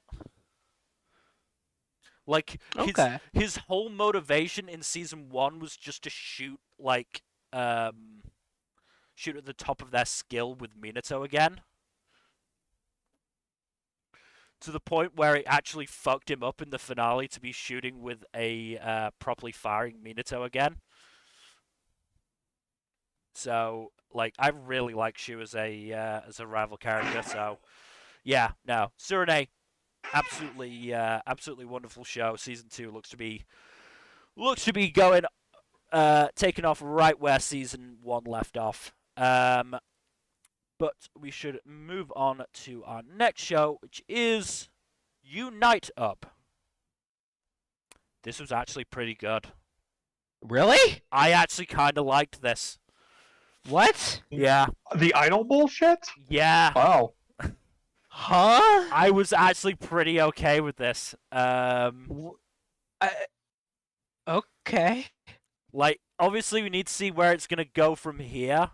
But this was definitely an interesting first episode. Basically, the protagonist Akira. So I can't remember if it was actually said in the episode or not, but the what seems to be the case is that Akira was really into baseball, but realized he wasn't good enough to basically go pro and quit. Mm-hmm. And he's been basically really depressed because of that. So his friend Kachan, which is apparently a more common. Kugo. No, the weird thing is, there's also a character in Tsurune called Kachan. Oh wow. So this is the third Kachan I've come across. Yeah, his friend Kachan, who played baseball with him. Admittedly, this is the bit that certainly I know I and other people I've seen talking about it were not okay with this. When they do karaoke, he records Akira and then uploads it on, their equivalent of YouTube. And it gets popular enough that an agency run by two famous former idols basically call them up and say, "Hey, we want you to be an idol with our company." But Akira still depressed, still wondering what it is he's good at doing. Is sort of hesitant until Karchan basically explains that Akira's singing always cheered him up, so he wanted other people to experience that. Then he goes to his mum, who's like, "Oh no, they called me already, and I accepted for you." It's gonna be so great for the bathhouse to have a famous idol come from here. I've already started splurging. Bruh. I've already bought a new massage chair for the old guys who come in here. It's just like, okay, that's pretty great. I do like the mum. She's just kind of the worst in the best way possible. Also, she got a bunch of pineapples, so she started putting it in everything, including the miso soup and the granddad's tea. Oh. Horrifying. And I'm not. Pineapples do not belong there. And I'm not saying like like blending it and mixing it with the tea. She just put fucking chunks of pineapple in the tea. Why? I don't know. Why? It's just What? chunks of pineapple. What does that? What? It was so weird. Oh no, yeah. This seems like it's going to be an actually decent idol show. So, and there was an idol performance with the idols who were running the company, and it was really well done. So yeah, I'm actually kind of hopeful for this one. Like this, Okay. like this definitely like washed the bad taste that Technoroid left in my mouth. That's good. So yeah, I'm really looking forward to this. Obviously we've got more cast members to be introduced to, so I'm hoping I like those guys. Who else is in the cast actually, off the top of my head? Oh, that's right. The main character is voiced by Denji's VA. Oh. Okay. Oh, Cool. I believe he's a newbie to the voice acting industry. Yeah, this is like his second role. Wow. Oh yeah, he's a year younger than me. Great. Okay. That's right. That's right. That's always definitely totally funny to find out. Yeah. Yeah. So the main trio are basically newbies. So you've got Toya Kikunosuke, who's Denji and Akira.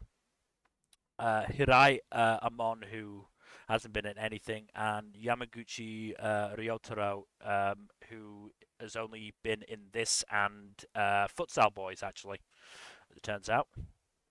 But they've got Soma Saitou as one of the former idols, so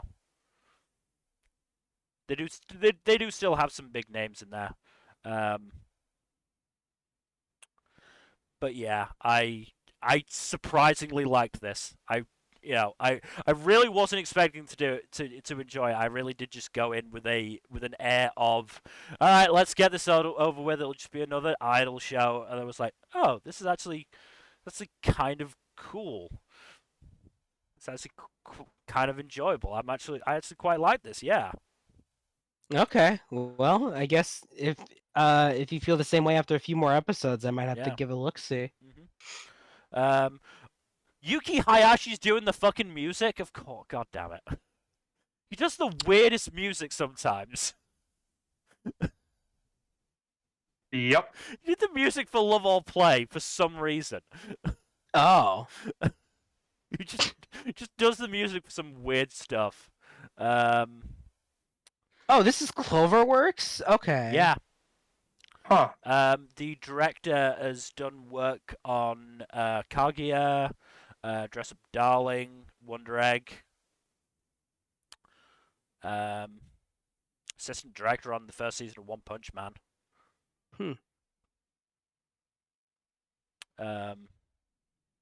What about the script writer? Has the script writer done anything decent? I'm not seeing the script writer on this list.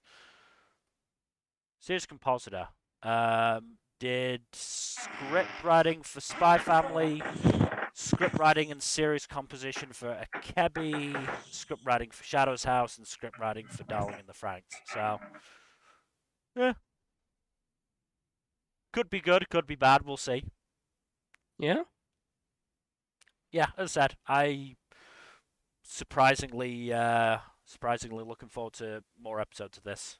But we should move on to our penultimate show, which is The Vampire Dies in No Time Season 2. Ah, this is more dumb, goofy fun. This came Also, sooner John- than I expected. Yeah. Also, John the Armadillo is this boy. He's just so precious. Do either of you watch this one? I don't No. think you've Mm. mentioned watch. No, I have not seen it. I do like the armadillo though. Yeah, he's adorable. Yeah, this is a return to just the regular slapstick gags and other wacky comedy that goes into this show. It's really funny, especially when the two leads are bickering with one another and bouncing off each other. Like, the cast has really good chemistry, and it's really fun to see them. Yeah, I don't expect there to be a lot of continuity-heavy stuff, but there might be a few new characters popping up here and there as the series goes on. Yeah. Be interesting to see. But yeah, this is a fun show. Alright. I don't remember rating it super highly, but I remember enjoying the first season a fair bit. I think it came out, Okay. what was it? I think it was like fall 2021 or something. I think so, yeah, because I remember it around the same time as Visual Prison, which was Yeah, which I was think it's the same 2021. season. Yeah. Yeah. Fun show. Fucking Madhouse. Of fucking course it's Madhouse. Yeah. Madhouse is funny sometimes. Madhouse does the Yeah. craziest things. Yep. Madhouse's stuff is all over the quality spectrum. Usually it's on the high end, but sometimes it can go a bit low. Like that one show about cops. Cop Oh Rap? yeah. But yeah, no, this is a fun time. I am going to enjoy watching more episodes of this Alright. bullshit shenaniganry. Yeah. Cool. Okay, we move on then to our final premiere, which is Vinland Saga Season 2. I've got a confession to make. Woohoo! I didn't watch this. Really? I brought it up That's in and the farm arc? I brought it up and I tried to watch it, but I just didn't feel like it. Like I'm honestly kind of dreading this. Ah.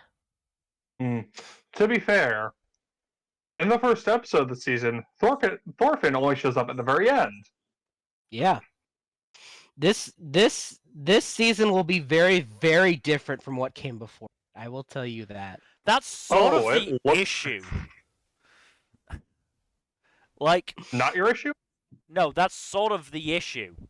Oh. Like, it sounds like it's going to be more akin to basically the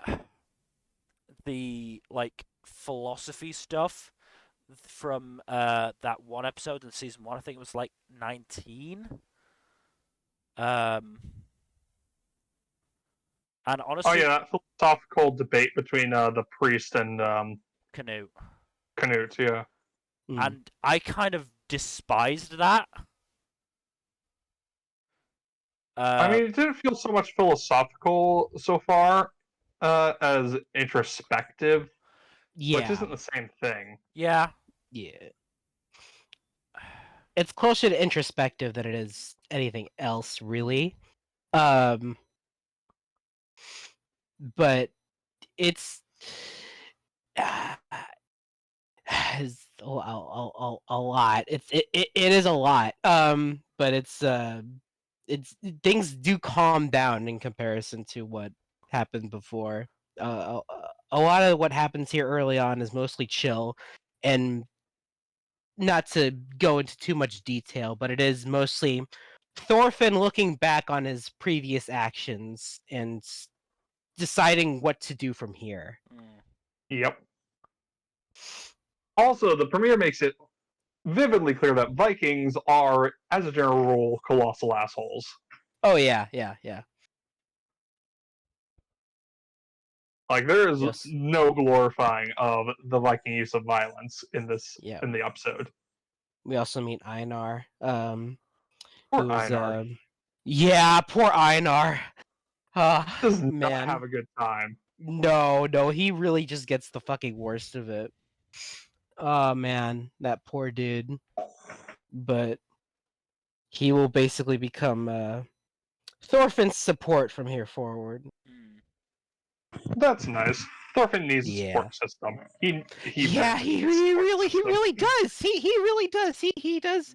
He does really need a friend, you know, because he doesn't really have any of those. No, he does not.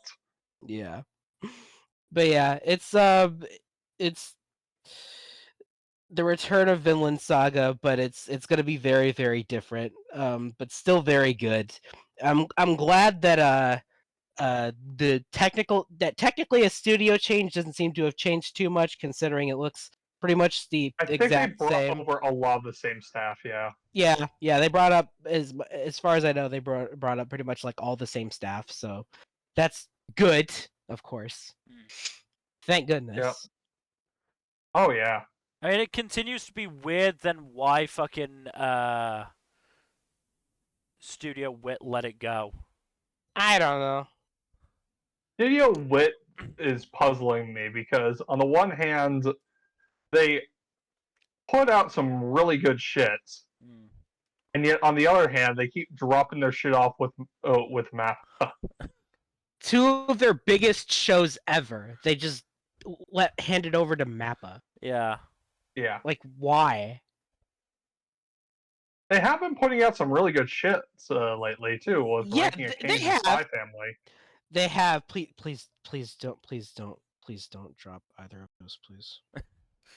I don't imagine they will. To be fair, I know. To be fair, I think but- I saw a interview with I think it was Wit's president or somebody high up in Wit who were like, "No, we're really looking forward to more Spy Family." So, Oh, okay, Good. great, good. can't remember where I saw that. Might have been. To be fair with Spy Family, that one is a collaboration, so that they're probably not with putting. Cloverworks, yeah.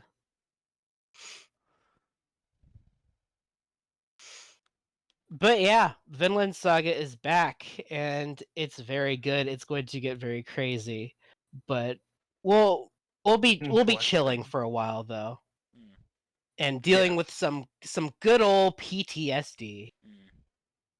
Yeah, I can imagine that Thorfinn is not a remotely well-adjusted person at this point. No, he's not, and as it becomes very much aware later on, this kid did not grow up properly. No. And yeah, I'll just leave it at that. This poor dude. But yeah, it'll be fun. It's fine. It's Yeah. fine. Yeah, It's fine. It's fine. It'll be fine. It's fine. Just nobody mention Askeladd around him. Who? Oh, Askeladd is probably just a bundle of tangled emotions for Thorfinn. Oh, don't worry. We'll get to that. we'll get to that. Don't worry. Burn that bridge when Yeah. But I think if that is everything, Yeah. It should be. Going through the list real quick. There's a good number of shows to recommend, but also quite a few duds. Yeah. Well, I've got my list honestly pretty set out. I don't think I'll be adding anything to it because what I've basically done is I've just set it out so that I'm I'll only have 2 shows to watch each day, except for Sunday where I'll have 3. Oh, that's a good schedule for you. Yeah, I mean, Oh, it's. cool. I mean, I'll I'll be watching some episodes late, but I'd rather do that than try and force myself to watch them all on the same day when I know it's not going to happen. Yeah, no, that's fair. I'm gonna need to put together my list and organize how I think about everything before I decide what else I'm gonna be dropping. Because there's gonna be cuts that have to be made to my list Yeah, because I'm watching. Yeah. but yeah, Yeah, in terms, I'm dropping a few now, and I'll probably be dropping more later. yeah, I mean, you gotta make room for some of the stuff you're picking up, right? Is Yeah. that right number? Yeah, sure. Yeah, sure. but yeah, in terms of, I am joking mostly. Yeah, in terms I'll of, pick up a few things. in terms of new Nice. stuff, Ippon Again, Revenger, High Card, Magical Revolution, um, Buddy Daddies. Buddy Daddies. Yeah. Mm-hmm. Those would probably be the top ones to recommend. Those Yeah. are the ones that I'm confident will hold up past 3 I episodes. will also say some good second stringers would be Endo and Kobayashi, Reborn to Master the Blade, Spy Classroom, maybe, possibly, potentially. Yeah. NieR Trigun, depending on who you are. NieR if you've played the game. Yeah. And depending on a multitude of factors, Giant Beasts of Ars and Sugar Apple Fairy Tale have potential. Yep. Yeah. We As have quite a does- few shows that are like have potential. Yeah. Like, the has potential category on my list is like the biggest one. And that's Yeah. always a concern because that's always like a balancing act at a knife's edge. Yeah, at least a few of those are gonna fall off, unfortunately. Yeah. That's always how it is. Yeah. But yeah, As it may.